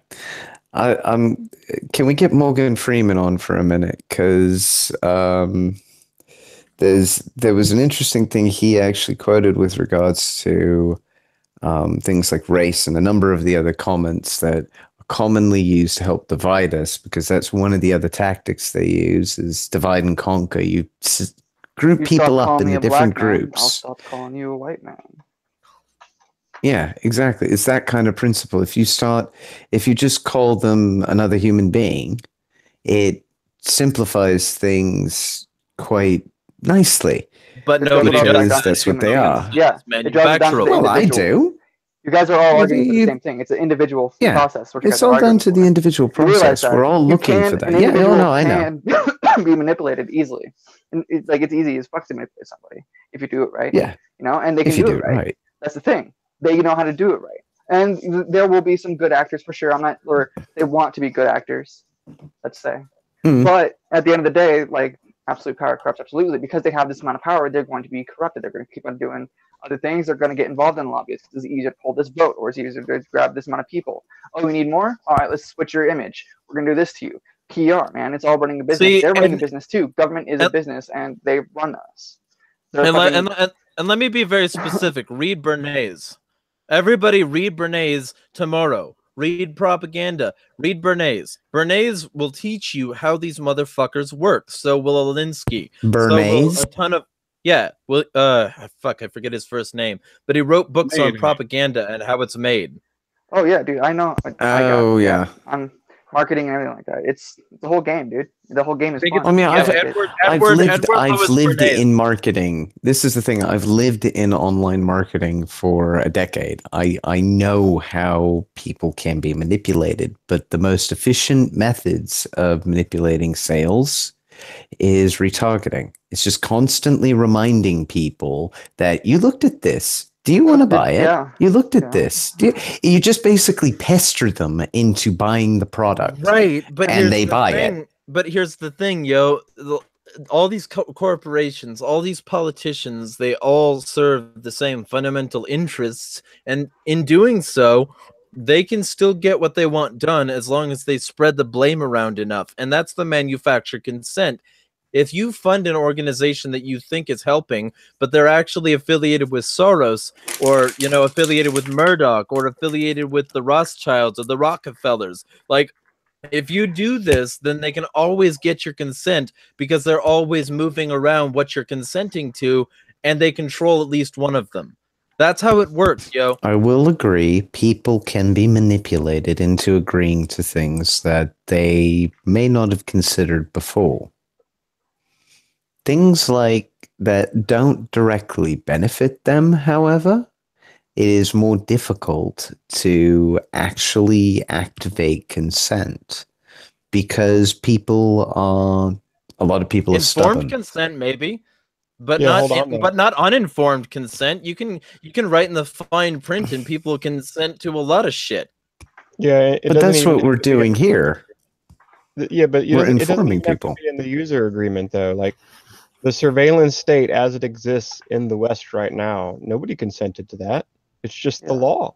It's the law. It doesn't matter whether It you was consent passed to it or during a not. time of fear. Yeah, it was an act. Technically, they did. Because they agree. Well, and this is the manufactured part. They agreed to safety and security, and what they got was a loss of liberty. It's manufactured consent. Because the problem is that old meme of securite versus liberté, which is you've got a woman walking a dinosaur, and the dinosaur just gets bigger and bigger until it eats the woman. And of course, I would like to make one point that that's not a meme; it's just an image. A meme is a cultural force. So, I mean, but go ahead. It keeps getting reused. It's a form of meme. Well, yeah. In order to have security, you have to give up certain liberty. No, you don't. Yes, that's how it works. Is you can't guarantee liberty without you can't guarantee certain liberties without taking away other people's liberties. This is that's not true. No, that's not true. That's objectively not true. That's like basically saying you have to. That's like saying to secure virginity, you have to rape people. Yeah, let me restate it in a different way. And Jeremiah and Lupinate have heard me and probably seen me write this multiple times. Take out security and liberty and change them with what I always write, and that is the majority of people can't have individual liberty because they're unwilling to accept individual responsibility. So exactly, it's different terms, but it's more closer to the truth. And absolutely, if I accept my individual responsibility and want individual liberty, I should be able to do that without harming somebody else's individual liberty. They have to be able to accept and not be a coward their individual responsibility. That's the cutoff. The problem we have is the majority of people these days are cowards, or for whatever reason, other than being a coward, they refuse to accept the responsibility that comes with individual liberty, and you can't have one without the other. I think it's just laziness in most cases, mate. If they're not a coward, then their intention is to do harm to somebody else. That's generally that's generally the split on this. Is if they don't want to accept the responsibilities of their actions, either they're a coward or they're intending to do harm to others. Yeah, but me demanding my individual liberty and furthering it and literally having it as my life goal to expand it for myself and everybody else, I'm doing no harm to anybody else through that goal. Yeah. And this is that's true, and that's why I'm always wary about people who say that they're anti-government, is because, well, either like there's a lot. If something is restricting you from doing something that could potentially harm others, and you want that restriction lifted, usually the intention behind wanting that restriction lifted probably isn't valorous. What's more liberty? Like, okay, what would allow more freedom or liberty in this instance? Okay, say that no one wants you to commit atrocities, right? The majority of people are like usually agree on moral aspects. That's why you live around other people. If you can agree on certain terms, even if the government wasn't there, and as we have it now, because the idea is always going to be here. It's not like the idea is going to go away. Okay, not that like that kind of morality is going to go away. They're just going to have to take responsibility for themselves at this point. Okay, and so if you say what would provide more freedom, people not wanting someone to do a nasty, that person does a nasty, and then the collective or that community or the person they harmed and everything like that, that person who did the nasty definitely has to pay, and they're most likely pay with their life. It'll just be over and done with. It'll be more efficient and everything like that. It's kind of fucked up, but you can't say that there's always going to have to be a government, because the people can always do it themselves. Communities will always develop, of course, and you have private courts and private police and everything like that. Things are going to happen. Someone's going to do a nasty, but that nastiness will be met with something. They have to, do it first. There's always the option of defending yourself. There's always the option of hiring somebody to defend your rights, which is very different than a police officer enforcing a law. Because a law is arbitrary. It's unjust. Rights are well-defined principles that exist for people. It's not entirely true that a law is inherently unjust. I didn't say it was unjust. I said it was arbitrary. And most laws are. The only ones that aren't are ones that defend rights. Those have purpose. Sometimes, and yeah, but like, okay, so wait, why are we on this conversation topic? We're supposed to be on the intelligence shit. I'm not sure. I think it's because we may have seen a crack in your armor very briefly to convince you to end cap. No, I'll bring it right back. I'll bring it right back. It's all about defense, dude. And like having that kind of defense, like you don't need a government to be a spy or to have your network of knowledge. You can do it yourself or have people do it for you. And that's like, it can be done. And that's how you can play the game against. True. That's how you can play the game against them too. You can do it by yourself, play the game with them, use what they like, know what they do, like I do, and just go with the boat with them, see what they do. If they can't hurt you and they know they can't hurt you, you're playing the game at the same pace. Because I literally they can take me whatever. They know they can just make it disappear. Yeah, so unless they want to build me up, but they can't really build me up. Yeah, it's kind of sad, like what you're saying, though, Idiot's Query, that we're actually sitting here having a conversation, and basically we've already accepted that, like, pretty much total surveillance of our lives. We've accepted it at this point because. But we're playing the game. It's not right, but it's like, yep, it's happening, and apparently there's nothing we can do about it. Well, no, there is. Well, we can play the game with them, and like, big enough to stink, but. And we can bomb set. And we can bomb Satchel community buildings hearings. So I mean, we can do that too. Yeah, like I'm not the technology guy. I'm more of the strategy guy. I'm that guy. I'm more of the personal, like physical defense person, the close quarters motherfucker. But I understand strategy and everything like that, and I understand like being the spy, like what the agent does, like the field operatives, the people who analyze things like that. It all plays into the same role. You have to be able to analyze while you're on the field. It all like the whole thing plays together, okay? And in order for liberty and everything like that to tag this in too, you don't need to have a giant one that you pay for that can fuck you in the end because you said something they didn't like in a string of words or something that's going to make you the next patsy. Your agency, your own intelligence agency won't do that to you. The ones that you hire purposely won't do that to you. You got to make the contract right.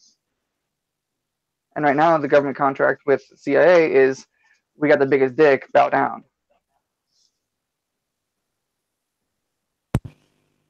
Yeah, I mean, from my point of view, the main problem with the intelligence community is the idea that because either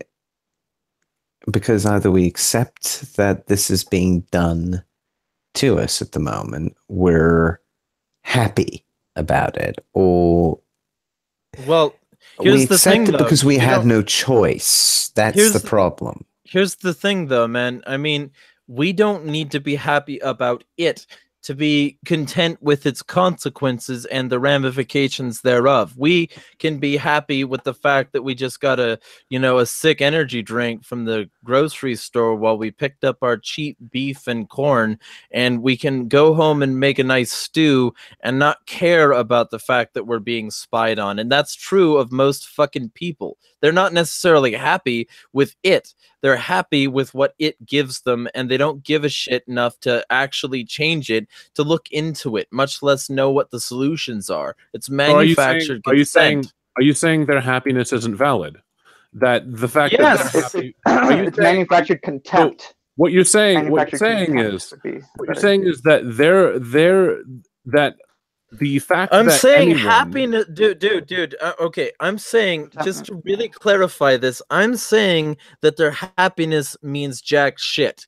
I'm saying that I don't think happiness is an accurate mean to define value. I mean, value is subjective in and of itself, but like realistically, when you start like chasing happiness as the value, you lose all of the possible ramifications of getting that happiness. And sure, you got your dopamine, but at what fucking cost, dude? That's why it's called the pursuit of happiness, motherfucker. Boom. Yeah. Bring it back, Jeremiah. What up? See, this is the problem, Jeremiah. Happiness is it's a subjective term in this case. You could consider it has to provide them value in order for them to accept it. Now, And if the happiness is a value, then well, they've got if happiness value. is their measure of value, then that is their measure of value. It's not mine. They're free to pursue Logic it. logic and functionality tends to be my primary measure of value. There's some aesthetic beauty, But what's that's subjective to me. What's the end product? Are you not happy when things when things have functionality and whatnot? Here's what I have to say about that, man.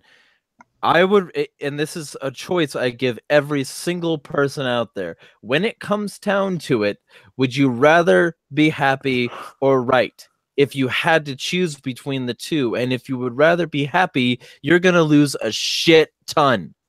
Wait, so what you're saying is, would I rather be happy or right? If it came down to it. Okay, so what you're asking is, would I rather be satisfied with my existence or suffer constantly but know that I'm right? I'd rather not suffer constantly. Thank you. Dude, I didn't say that. That's the point. That's the point. That's the opposite. If I'm not happy, I'm suffering. No. I said if it came down to it, are you okay with blissful ignorance? Are you going to eat the steak and drink the wine that Agent Smith gave you, or are you going to go back into the Matrix? Fucking get out of the Matrix, mate. Of course. Every day of the week. There you Everybody go. should. But Burr just said that he would eat the steak and drink the wine. I think that's a personal fucking choice. Well, but okay, so a bit of an extreme example. That is, shit, I never give extreme examples. I gotta dial that back. The thing is, that's a different hangout. Sorry. The thing is, living outside of the Matrix isn't necessarily fucking suffering. Now, your worded example made it sound like I can either be happy, or I said if it came down to it. I'm asking you to make a projected value judgment upon a hypothetical future situation. If learning the truth would make you unhappy, would you want to learn the truth? Well, yes, I would want to learn the truth, but here's the thing. You didn't... Oh, my God. Very, very, very vague wording, my dude, and that really was misleading for me. But if I would rather be happy than suffer. But if that means... Oh, hold on there. Now, I would rather be happy than be correct and suffer for it. But I would not sacrifice... I would not rather be fucking unknowledgeable to anything than happy. Well, talk to Finian. He just had something he was going to respond with. Yeah, 1 second, Jeremiah. Yeah, this gets back to the warrior ethos thing. I mean, it sounds so negative, but life is suffering. Like, yes, yep, yeah. You can't further and protect the truth. You know, I'm not things suffering like right now. Individual liberty requires suffering. It's like constant. Like, I am never going to be comfortable because that's not a target that I can obtain and say, oh wow, I won the race. Now we all have individual liberty. No, it's always a moving target. There's no end to it. I always have to be vigilant. I always have to fight. I always have to be strong, and I have to be prepared and knowledgeable.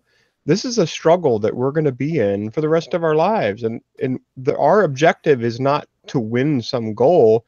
It's to teach other people the truth that we know and to further that truth. And that is struggle. Like, it's never going to be easy.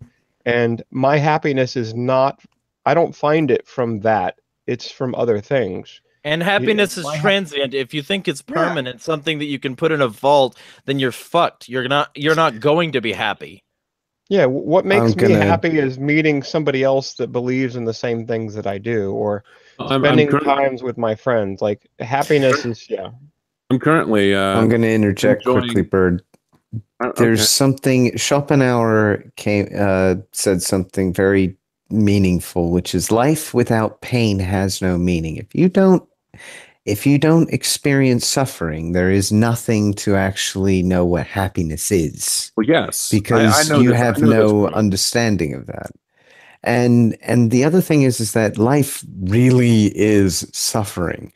Your mother basically has to go through hours worth of labor pains just so that you're born kicking and screaming into a new environment, which is pretty much out to kill you at every single stage, be it bacterial, your social environment, your physical environment, the fact that every single sharp object will probably murder you unless you are protected from it.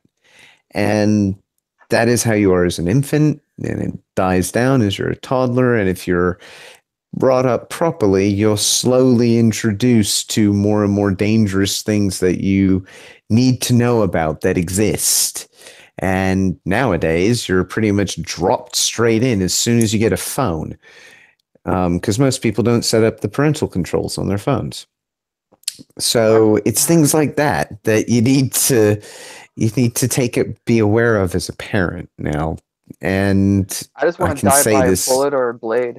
Like, yeah. I mean, like, if I can go in a fight, dude, that's like, the easy option. someone shoots me, or if they can best me in a knife fight, I am down for that shit. Or a sword fight, whatever. I don't care. Let's fucking Be do careful machetes, what man. you wish for, Shoot mate. me. I don't give a fuck. Like, that's how I want to go out, and so that's how I prefer In a it. blaze of glory. You know, people are like, I want to jump. Die with your fucking boots on. Die with some Yeah, honor. dude. Some I want to die fighting at least. Blade or a bullet, either by my own hand, but I'm too much of a pussy to do that, or by someone else's hand. So someone else is gonna have to do it at this point. So that'll be fun. Yeah, if I get it. died defending what I believe in and what I'm trying to further, I would die with a big smile on my face. Absolutely. I'd die defending people over myself, really. But I can do, if they can best me in a knife fight, I'll be happy with that outcome. Because this motherfucker was better than me. That's dope. But at the same time, if I'm defending someone, I'm gonna make sure I'm gonna be like, oh shit, I should probably try to stop them, and I will. You can You should learn Kali. Really good knife fighting skills. I know, I practiced that's what I know. I know Kali, awesome. Eskrima. Yeah, I've known that I'm a black belt in that shit, dude. I'm fucking up there, like way up there. Well, maybe if we do decide to do that rooming thing we talked about on another JKD, stream, you can show me some rope. Yeah, JKD, Kali, Muay, and a little bit of jiu-jitsu. Very cool. Jesus Christ. Yeah, people like you, Idiot Career, are the reason why I carry more than one gun. Yeah, true. I there's a whole defense thing, dude. Like, there's a whole defense thing too. That's why I know so much about strategy and everything like that. Martial arts and everything is so strategic, and like I apply that to everything. Okay, and so that means you apply that to logic, reason, business, life in general. Okay, just apply defense. That's at the end of the day, self-ownership is defense of yourself, and that's how you can own things, right? Anyway, and Cap Theory 101, apply that to everything, dude. Defense, everything. And that also means offense, because defense is offense as well. You're going to have to be offensive. The best defense is a good offense. True. And if you the best offense is the mind. The thing is the best offense is the mind. In the end, you can diffuse any. The problem is if they're, and I'm going to go into IQ for a second. That's what the intelligence communities does. Yeah, the intelligence community, and they've studied this. They know this is true. This is part of the reason why there are a number of things done to dumb down American society to the nth degree, like Common Core, like manufactured consent. And okay, and I'll concede that. I did actually concede that already, but they are things that can be done to. I don't like to use this term, but the weak-minded or the simple-minded when it comes to looking at things. The softer you are, the more malleable you are. So if you can harden your own resolve, you're not going to be manipulated like clay. Very true. And when you see it, but you can't do that if you don't know it's being done to you. That's rule one. Hard, baby. All of us here, maybe apart from the bird, is fairly aware of everything that they can do to you when it comes to tracking you or identifying you or being aware of your interests or any of this information. And there are a number of ways you can obfuscate it, but in the end, they know you. Now, you can basically either freak out and seek every option that you can to hide from it, or do something within the scale of options. Have you considered the option or do nothing? Have you considered the option that I do know and I just cease to care? Yeah, I mean that is the main result of most of this. Is most people just don't care, but be aware of it, because it will come to fuck you if there is need for it to. And apathy also isn't a good goal. I mean, to say that is to effectively say, I don't care. I'm not saying that, though. I'm not saying that. I'm not saying apathy is a goal. No. I was saying that about him. I mean, if you don't care, then at that point you've ceded your life to somebody. If you're not even willing to become mentally and emotionally invested in something, then you're allowing it to do whatever it wants with you. But transversely, mate, if you allow something to emotionally control you, understand it, but don't let it control you. Then that ruins you. Maybe I don't care at the current level of shit, but I do care if things get worse. I mean that's a possibility. Have you considered maybe that's where I stand? Is maybe right now I'm okay, but you know, if why are you okay right now? Well, I'm not necessarily, because I do think that obviously the government's a little the intelligentsia is a little bit little too getting into private business, but there's a level with which I would be comfortable, and we're currently not at it, which is why I even bother you know, humoring the thoughts of these conversations and whatnot, because you gotta go deep cover. Because I'm not currently actually satisfied with the level at which we're being monitored. I know there's very little I could do about it, but it's kind of like, no, I'm not currently comfortable with it or happy with it. If it gets worse, I'm obviously going to be even less happy with it. But there is a level at which I would be comfortable. That is basically the only thing I'm saying here. Well, okay, I wouldn't eat. But that could be done privately. Yeah, but this is the thing that it could be done. All of that monitoring or availability, the kinds of things like advertising, for example, that really does fund a lot of the internet. Now, I know there are other alternatives, but it's easy. It does work for people, and for some people, it works a little bit too well. And there are independent bodies that help govern some of that stuff, and public ones as well, that corrupt the whole thing. And it's an interconnected web fighting against each other. It's two interconnected webs, and they're fighting with and against each other, to be technically accurate. And it becomes very hard to decouple it all, because they're all tied into each other and doing business with one another, and often owned by the same people. And it becomes very hard to work out what's real and what isn't anymore. But the one thing that you should do is stop relying on what other people tell you must be true. Work it out for yourself. Look at the evidence. Look at it with a logical mind, not with your feelings. Try to disassociate your feelings, because if somebody says this evidence is false and they're good with it, I got to tell you, I'm really good at dissociating. That's good.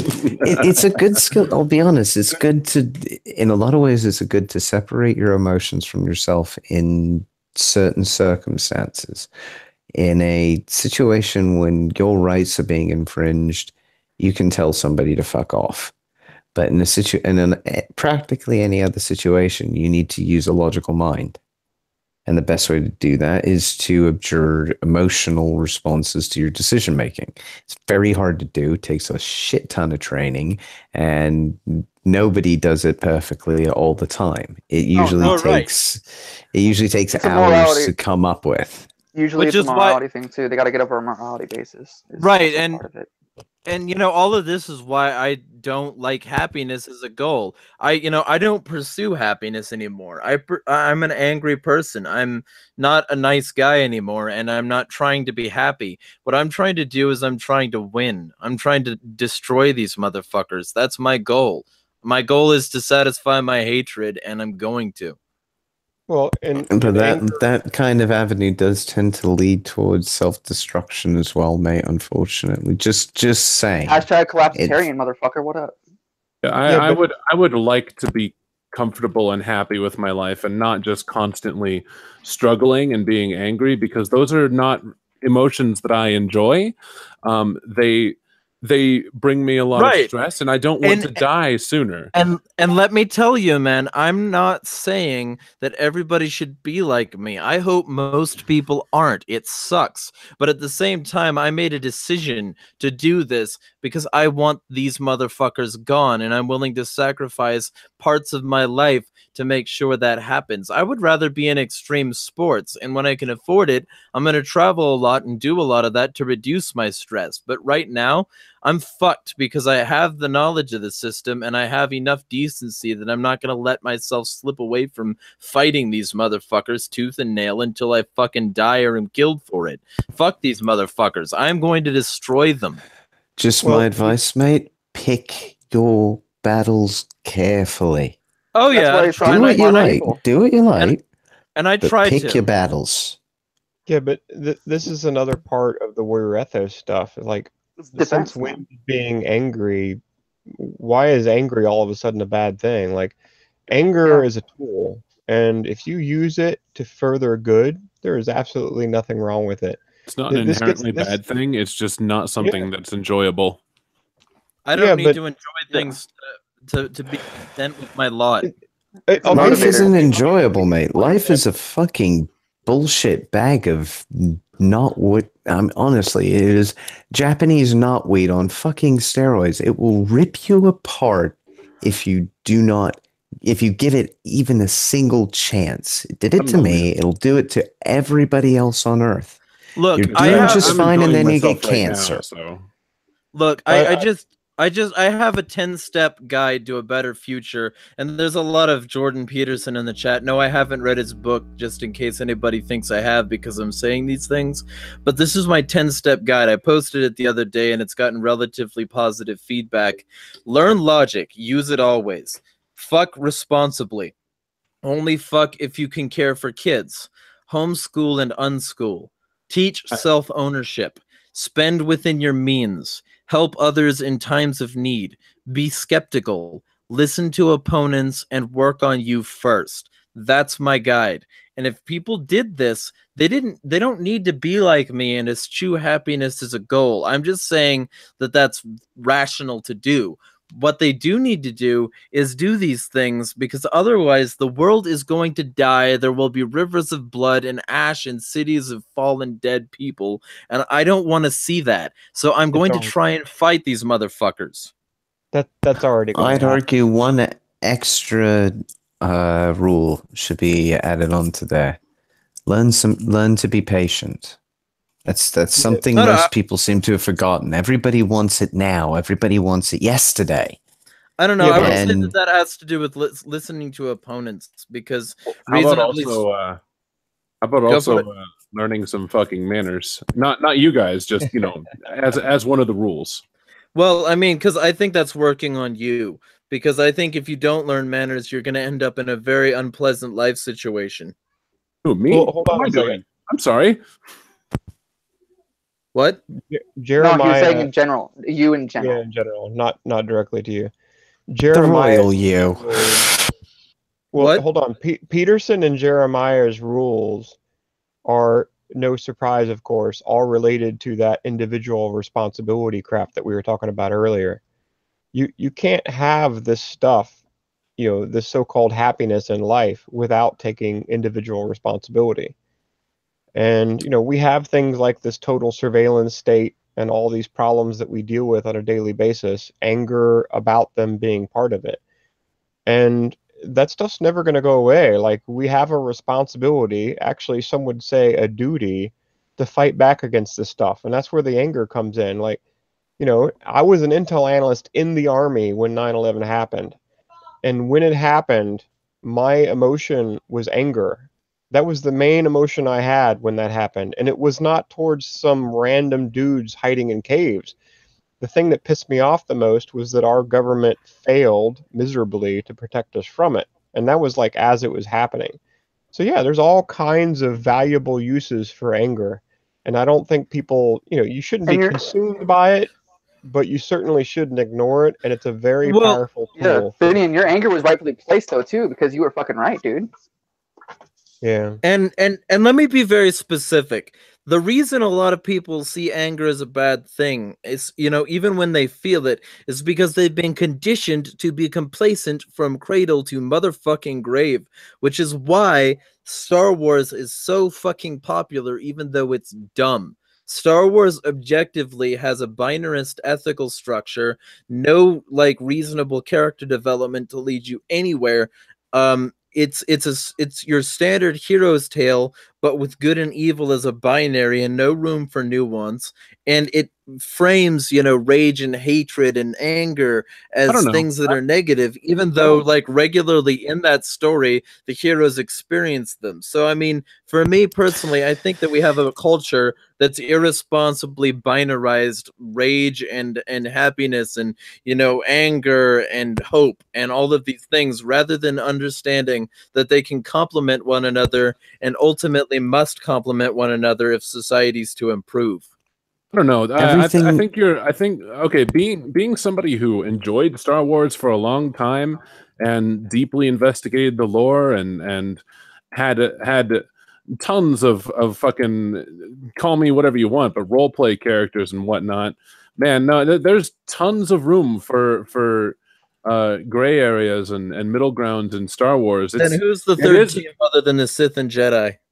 The third team is the Dark Jedi. There's Sith, there's the Jedi, and then there's Dark Jedi and Gray Jedi, both of which are people who, generally, the Dark Jedi and the Gray Jedi are individuals who sit in between the morals and structures of the Jedi and the Sith.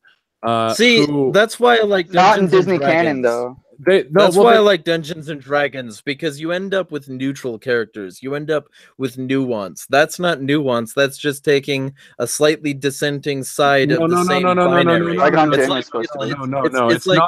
It's not a slightly dissenting side of the same. It's like neocons versus fucking like Trump. Hold on though. What he's saying makes us the Jedis. Like we are the ones that are battling. Well, then I'm one of the Sithiest Jedis that you'll ever meet. This is the thing. The question about it's like that age-old question about the Jedi. Are the Jedi socialist or not? That's really the main question here. Because if they are, no, we're the Sith. Now hold on a second though. The Jedi will die for their cause. So how?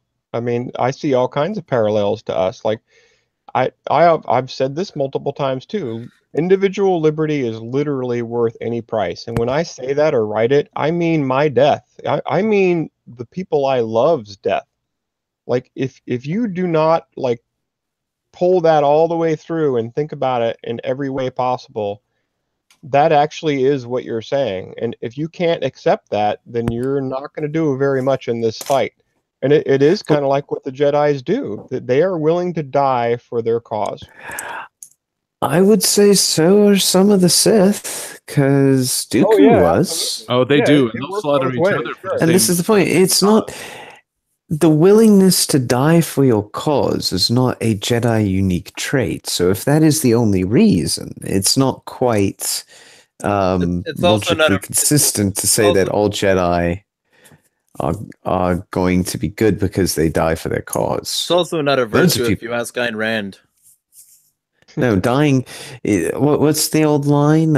You do not have the responsibility to set yourself on fire to keep someone else warm. Yeah. There's no such obligations. Yeah, there's obligations that you agree to and ones you don't. Yeah, but that's, again, the warrior ethos thing. I know you're hypothetically speaking and all, but I'm not going to burn myself alive like a Buddhist monk or something. I'm going to kill a lot of evil motherfucking predators if that's the way it has to be. You know, That's if fair I'm going to enough, mate. die, yeah, that if I die, that's the way it's going to be. I'm going to be in a battle killing people, as many people as I can that need and deserve to die. It won't be me like self-sacrificing Die by a myself bullet or a to commit blade, right? suicide. I'll protect my community as best as I can, but I'd prefer to fight with my mind because it's so much easier to basically use that as a weapon. You can fight with both, dude, like I do. True. I'm not saying it isn't. I'm not saying that's not possible. It's But when it necessary. comes Those to are like my things only like real when it talents, comes to so- fighting the information war, you need to keep on fighting with the mind. And at the moment, there's a culture war, an information war, a news war, a physical war on the ground in several different countries, and there's basically a little bit of everything for everybody to play with. And that's part of the reason I think why there are 5 different major events happening at once, because nobody can follow all of them at once with ease. Because they're all happening at the same time. So they'll look for sound bites and they'll look for tidbits of information. And then maybe 6 months later, a few people will investigate something and go, holy shit, there's a big problem here. And by then it's already too late because it's already been started. Peterson. That's my expectation. Yeah, I just saw Jordan Peterson live last night in Richmond, Virginia, and one of the main things he was talking about was referencing like rats and chimpanzees and all the studies that have been done on them and the violence that they will perpetrate against their own kind and, you know, their enemies basically. And one of the main premises he was talking about is that as chimpanzees and rats, they will use violence, but they only do it as a last resort. So they'll use play like a dog would do, or wolves, actually, to set up a hierarchy of leadership, basically. And he was saying, like, he was talking about it even with humans. Like, humans know, and we've learned this through the times, you know, through history, violence, actual physical violence, is very dangerous, and animals know the same thing. So we don't want to actually be violent unless it's a last resort. So we've created all these weird systems where we play and do other types of systems that create those hierarchies and reestablish them without killing each other or maiming each other, pretty much. Yeah. It's we related come up to, with... yeah. I personally think, I know Gamergate and everything else, and I never got involved in that particular discussion because I never really understood it. But I always thought video games that allowed you to kill things on a virtual basis actually were a bit of a release for anybody who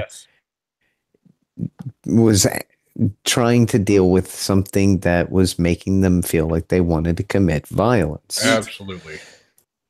And I really think it has actually a direct corollary effect to the reduction in crime over time since the 80s, because that's when games really kicked off big time. With consoles and computers and everything else, they really started coming into the forefront of everybody's lives. We had chess, we had all sorts of things that allowed us to pit our wits and our abilities against other people. We have sport, we have 100 other different ways of committing acts of war that don't actually require a single drop of blood be spilled, or sometimes maybe, but under contract. Like boxing. Again, yeah, and by the way, anybody see the CM Punk takedown recently? Oh man, that was devastating. And I'm with Rogan. I wonder if he paid off his opponent to let it go as long as it did, because that was long. That was like Rocky long, but he wasn't even fighting near the end. I haven't watched wrestling anyway, since go CM ahead. Punk was pushing a straight edge shit in everyone's face. Right. Oh, I don't do any of that shit. Aren't I extreme? Well, my whole take on that too is you can, if it's easier to take out the physical player, you can take out the physical player. So that physical part, that war that no one wants to do, that physical violence, you can still take out the physical player, and then boom, your game is won. At the end of the day, Oh yeah, that's I'm what it not still boils I'm down not to. denying Yeah, that. I'm not it's denying still, that, we're still but going to be bloody. most people, as a general rule, don't go and kill somebody because they beat them No. at a video game. Yeah. That's not usually considered. There was that one that made national news, but that's a bit of an outlier. But that's also Yeah. you have There was that to admit though as well one. that the video game thing, yeah, but that video game thing to like play board to entertain ourselves, that's not the same. That's consensual. They both joined to do that. They knew one of them was going to lose. War is not necessarily consensual. War is Also not hashtag consensual. Hitler. War. Also hashtag Hitler drank water. Yeah. Video War games is not consensual though. For Video some games, reason, they're like for a some circus. reason, that's my favorite argument. Is that Hitler drank water, therefore you must be a monster.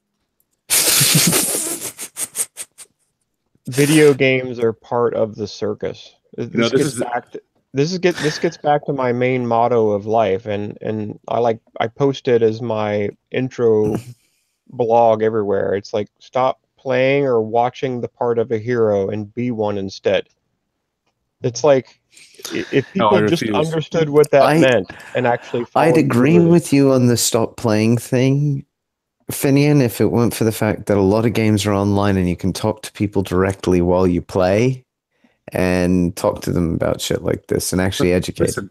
I'm playing a game right now, actually. Yeah, but the video games they're part of the circus that keeps people apathetic, and it removes their anger basically, so they don't use it in better ways. I understand what you're saying, but it doesn't matter how hard I try. I cannot be a high school girl killing zombies in my fucking Japanese school uniforms. I cannot do that. So I'm going to continue playing the hero. Absolutely. And do you die young enough to be the hero, or you live long enough to be the villain? Hey, I play both. All right, like that's how I roll. See, and I'm a gamer, but I haven't even played a video game in fucking at least a week because I just don't have time anymore. But at the same time, I gotta say I'm in a similar state. Here's the thing. If video games become so much of an obsession that you can't focus on anything else, you need to get rid of them, unless you're doing it professionally. But realistically speaking, most people aren't trying to balance it. They go home and they play it like hardcore gamers or whatever. They'll play, hours upon hours upon hours and devote huge chunks of their life to it. And they'll act as, ads for other people to do the same thing. And the same thing with Candy Crush or any of those other phone games which keep you hooked up. So I can see what Finian is saying, definitely, because you don't want to be on opiates just because you have like the thing that has you playing the hero. You get that dopamine hit that you would if you were actually being a hero, and you should definitely avoid that.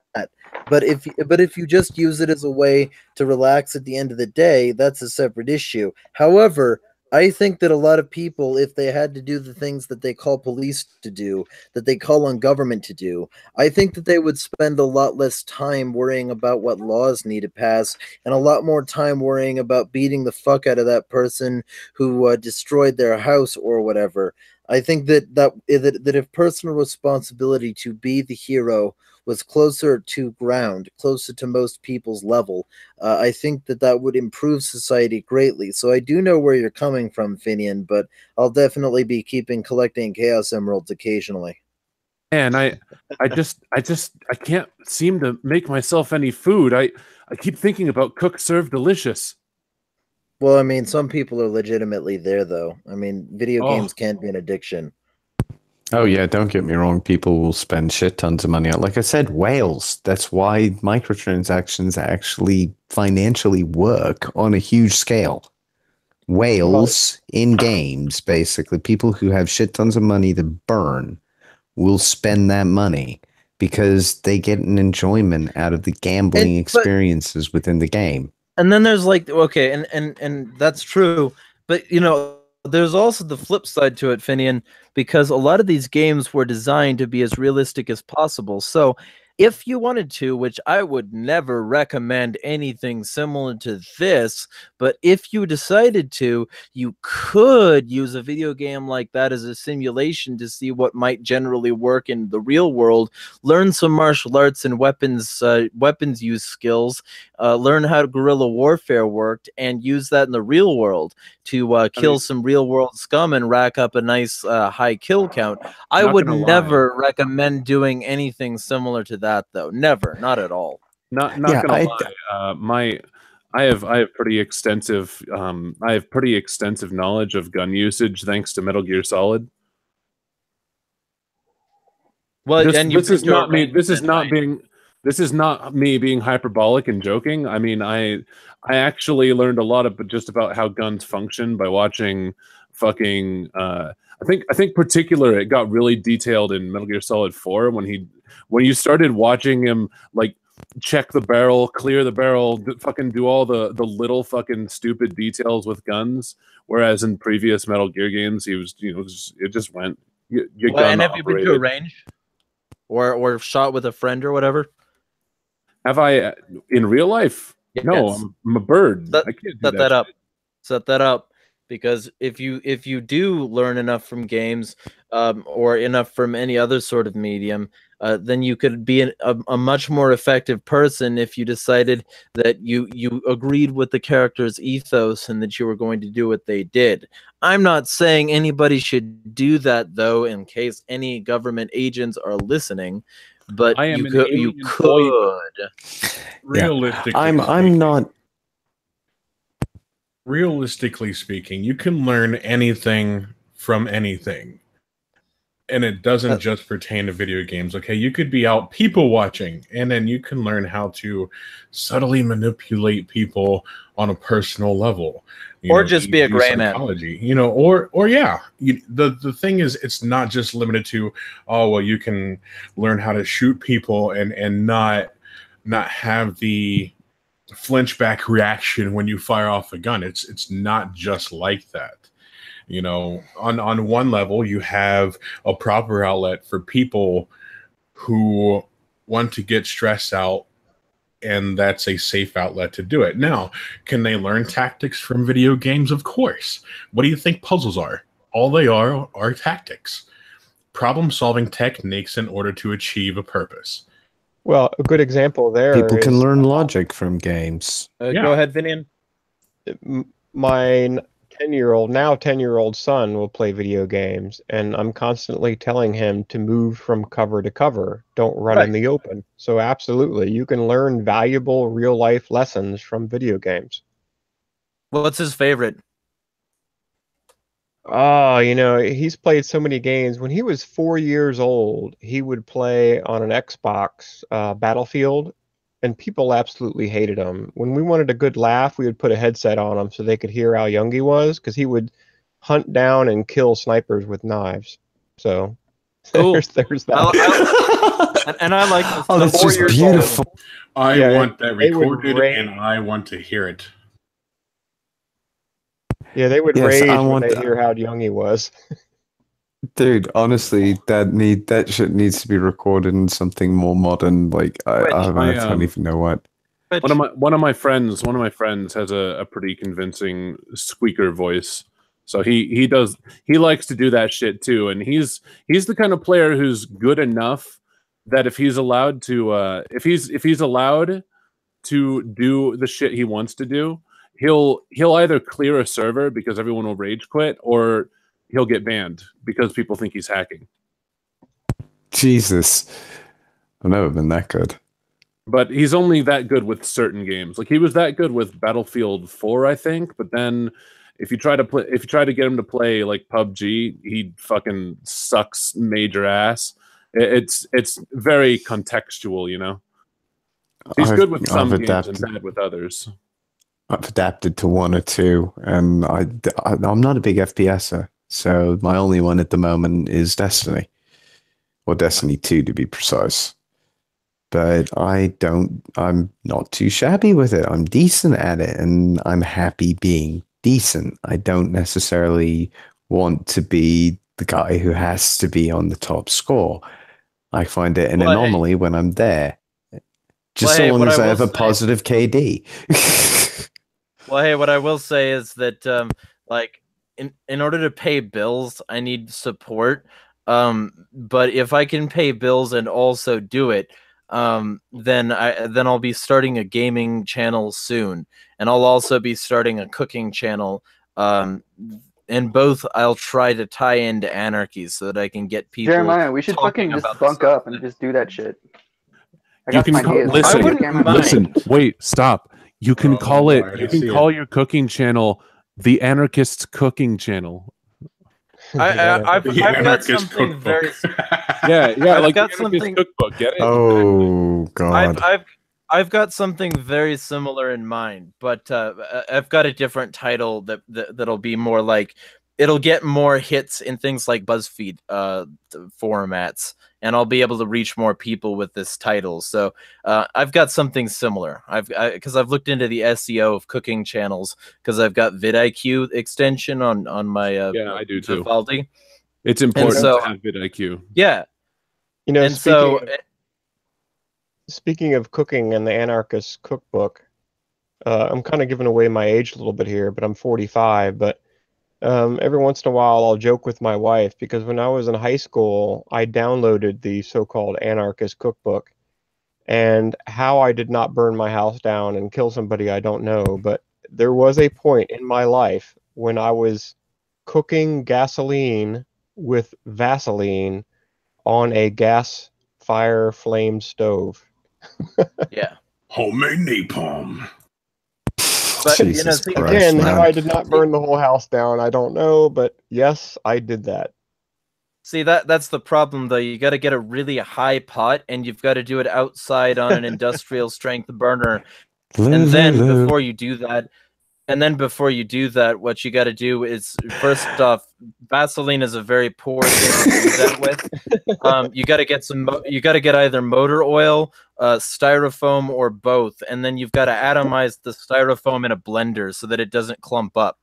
Jesus That Christ. gasoline itself Okay. isn't flammable, but Just the added fumes are ourselves here to go the multiple higher extra pot. watch lists. Jesus Everything Jeremiah Christ. said was actually Okay. 100% correct. I know it is, and that's the scary thing. It's only because I've done more research, can I not buy because a I've bottle? read that book.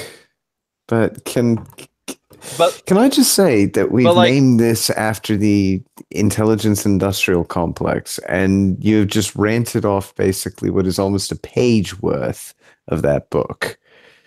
yeah, sure. But at the And same you time, know I'm not that going to is let like them banned control me. in like, and that's the key.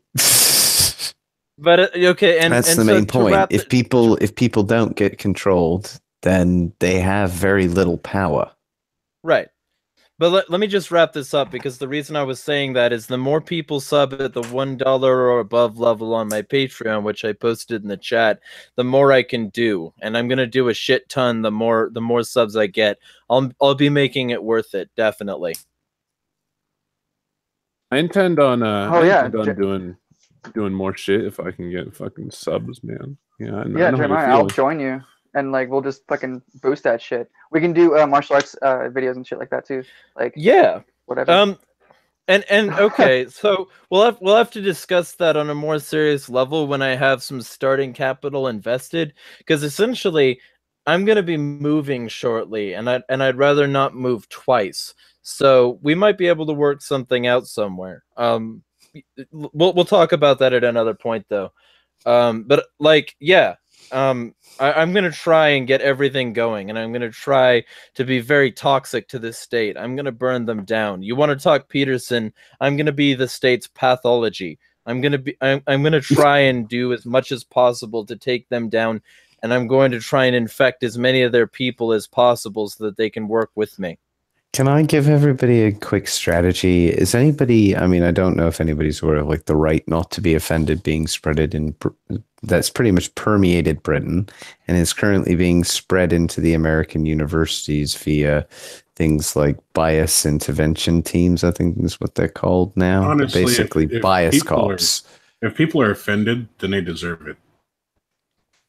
Bias Well- intervention teams, Jesus fucking Christ.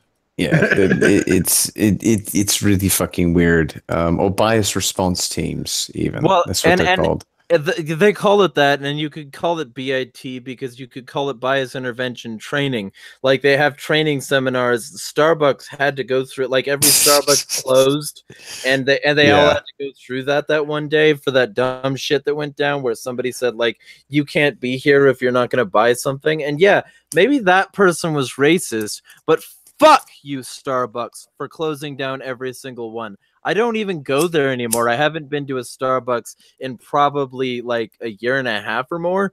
But at the same time, fuck you, Starbucks. I hope everybody boycotts you for capitulating to that bullshit. Stick to your guns or never shoot. But don't play this middle ground where you're the good guy all of a sudden because you prevented people from being paid for their goddamn work, you goddamn sluts. Is it any surprise that now we're seeing a lot of like discriminatory, almost like I'm like air quoting discriminatory acts with businesses, like hitting the news and like a whole bunch of rulings and shit like that? I don't think it's coincidental. It's not part of the culture because war. we've got Trump in office. Because we've got Trump in office, and every leftist who like sucked Obama's cock for 8 years, they're suddenly out of the woodwork again and being very, very happy with the establishment left because the left is at least not Trump. It's that polarization, that manufacturer consent.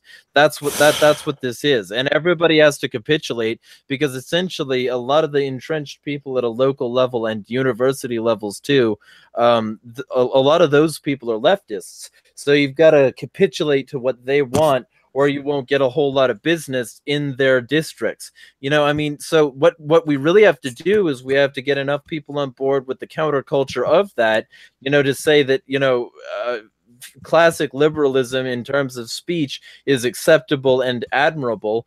And then we've got to get those people running the businesses in local towns like they've got the people running businesses in local towns to control everything from there. And then not centralized so that we can't have like one of these major organizations shut everything down just because one person was offended about one thing once. And then, you know, oh yeah, we'll have sensitive staff who will just give people coffee because they cried about being black.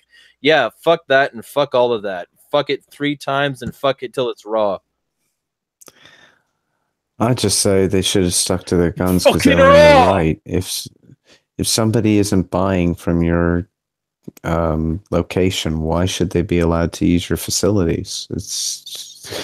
There's no human rights being violated except the guy's property. So because this way they can have bums sleeping in their Starbucks and say we're inclusive instead of actually, you know, doing the things that any business owner would do, and you know, they can seem like the inclusive people virtue signal and make a shit ton of money off of people who cry over bums. Yeah, but they're trying to normalize some sort of concept that really doesn't function well in You're right, because the environment it makes that them it's money. in. It gets them that sweet cuck money. I mean, it's really obvious what they're doing. This is the thing, though. This is the problem. If people have gone, there are two groups of people that have basically gone boycott Starbucks for 2 different reasons. The first one is the black community, or those convinced by the activists within that community to do so. And then there are people like us and people who got pissed off by from the culture war perspective. So they're going to be losing money from 2 different core groups.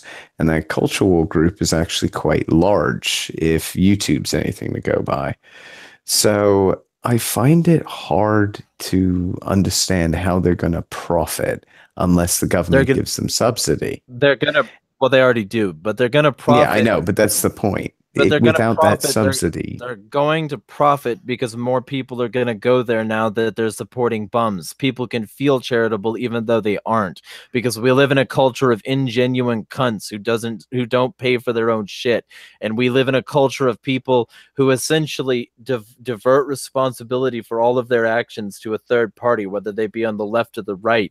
And that's the real problem. That's the reason security apparatuses like the ones we talked about today can spring up, because people are like, oh, well, as long as I pay my taxes and go to this Starbucks that serves bums, I'm fine. I'm doing my ethical duty. Instead of saying, like, I will support this person because I like this person, and learning enough about this person to support this person. People think that they can just like throw a little bit at a group and they're totally fine. They've diverted all of their responsibility. They're too wrapped up in their phones. They're too saturated with information, and they're too shitless to give one. And it doesn't change anything to have like the bums there, except for the better, because these people get to feel better about going to Starbucks because at least we're supporting those people.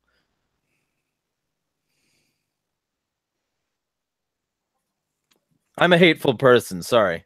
No, it makes a good No, point. that's fair enough. I mean, yeah, I can understand. Like, hate doesn't get very far for me. That's the problem. I've used hate, and all it got me was either more hate or a lot of depression. And I found it really doesn't. It doesn't move things forward well. It's good to know that, to hate the problems and to hate the things that cause them, and to really not to try and come up with ways to fix them is what really needs to happen. And there are ways. This is the thing. Quantum computing solves the encryption problem to a very strong degree. It can make things perfectly encrypted, and it can break all the other forms of encryption. So we could all find out in about 7 years' time what the fuck the government actually did to us. That implies that we'll have our hands on that anti-encryption tech. So I mean, there is dude, that part of it. I'm not being funny. A quantum computer on its own doesn't really need much to break encryption that isn't quantum protected. And I recognize believe me, quantum technology is something that could rip a lot of things apart from the antiquated nuclear defense system, which is on a closed network. Not open source yet. I'm not saying it is. I don't know. Believe me, the hackers that are out there, there are some very amazing ones. They can do some rather incredible shit.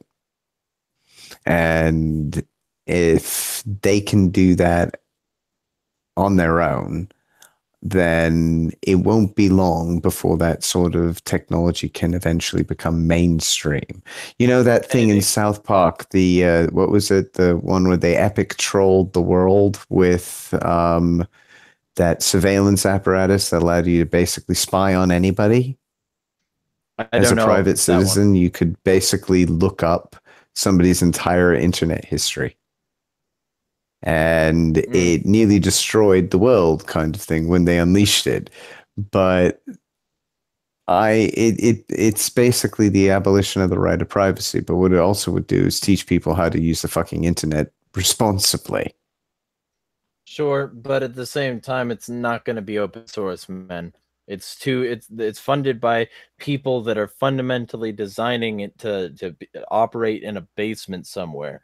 These quantum computers, yeah, someday they'll be small, but they'll only be small so that somebody can take a cell phone around and still do the same things. They won't be small so that everybody could have access to it. And if they do, it'll only be in the cloud, because the elites won't let that happen. It's not going to happen. I don't know, mate. There's too much money to be made from it. Honestly, there's way too much money to be made from it.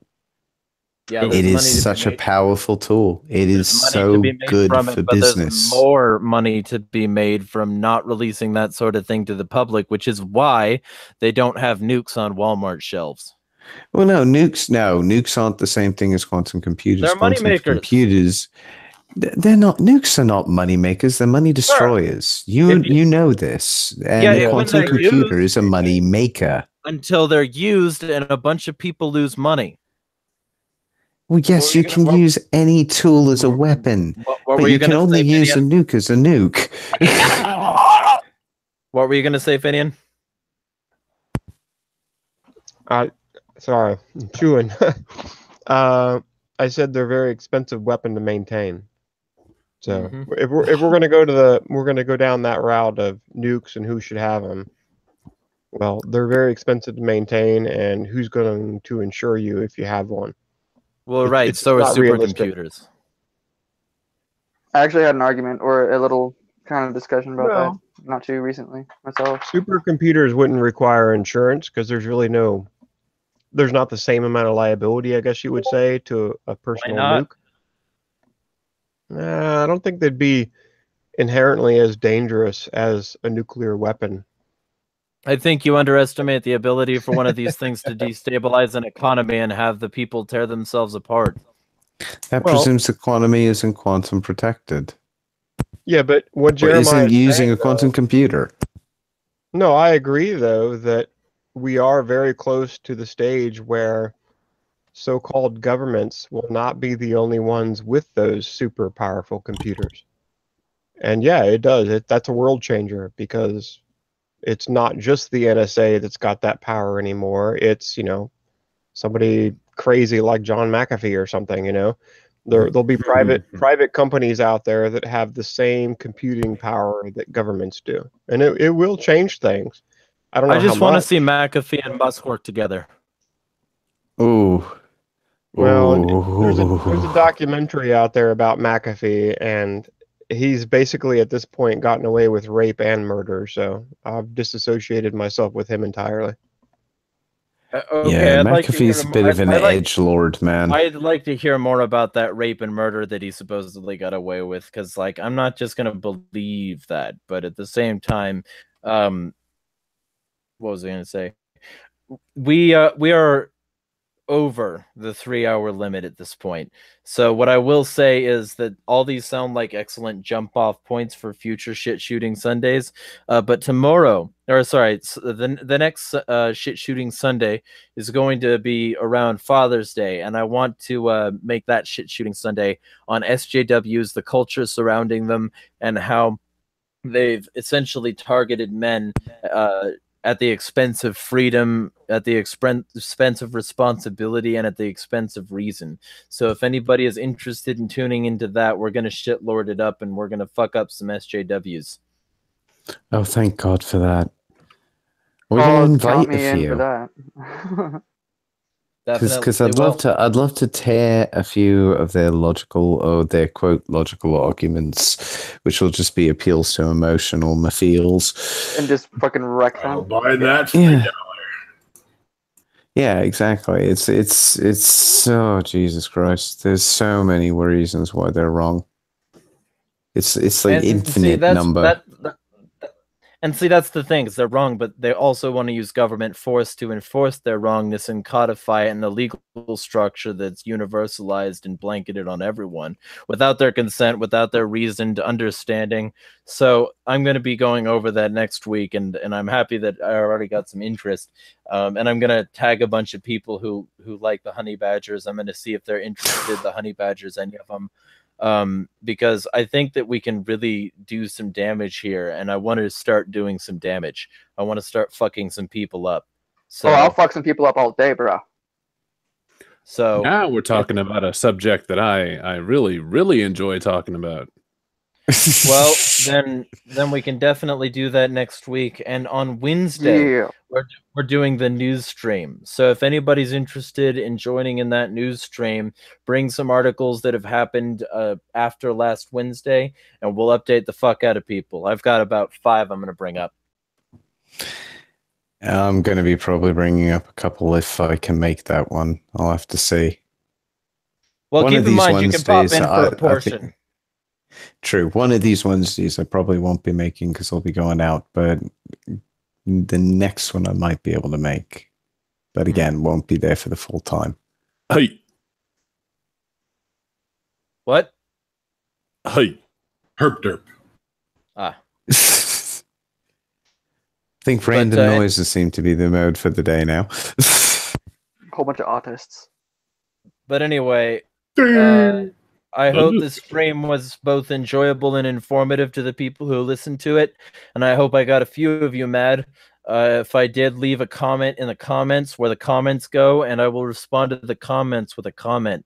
I think that's how comments work, because I've said it 6 times. So, I mean, if you say something enough, it becomes true.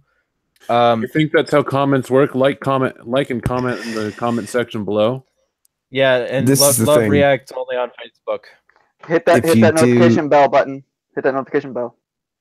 Bend it, Yep, twist notification. it, bend it, drop it, smack it. Bell. Remember, Autobots licked my ass. But anyway, all the people who are still here, plug your shit. Tell people where they can find you, and we'll get that going. You can find me on Steemit, mine's Discord, or Google Plus. You can find me on Steam without the it. Twitter, YouTube. Just look up Optimus Christ. You'll pretty much find me anywhere.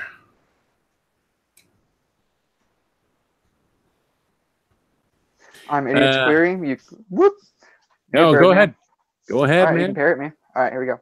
I'm Idiot's Query. You can find me pretty much on Twitter, YouTube, and Discord. I'm working on other things, I guess, and we'll see how it goes. And it's just Idiot's Query on all of it. It's universally mine. I'm the guy who is quiet most of the time because I have nothing to say on most things except when I'm really really passionate about it. And I'm Teflon X5 or that gamer bird. You can find me here on YouTube, also on Twitch. Mostly play video games, but I try to be political here and there, especially when it matters. Fuck. I'm a fucking homestuck. Get over that, I guess. Shit. What else? Oh yeah, I'm on mine's Twitter and whatnot. You'll probably find me if you search for Teflon X5. That's Teflon with a PH, by the way. And I'm Finian. You can find me on Steemit as @Finian, of course. And I also have a business account on Twitter under Liberty Pro PI. And thanks for having me tonight. It was nice talking to you guys. Cheers, guys. Have a good night. And I shall see y'all Wednesday, and it should be a relatively good show. So if y'all want to support the show, download Brave browser, buy a cup from Liberty Mugs, subscribe on Patreon, send me $400, you know, those things. And I shall fight the state until I die or I'm killed for it. As I said, that's my goal. So if you want to fund me until my brains become wall paint, just be sure to do that. Be well. On that positive note, see y'all Wednesday.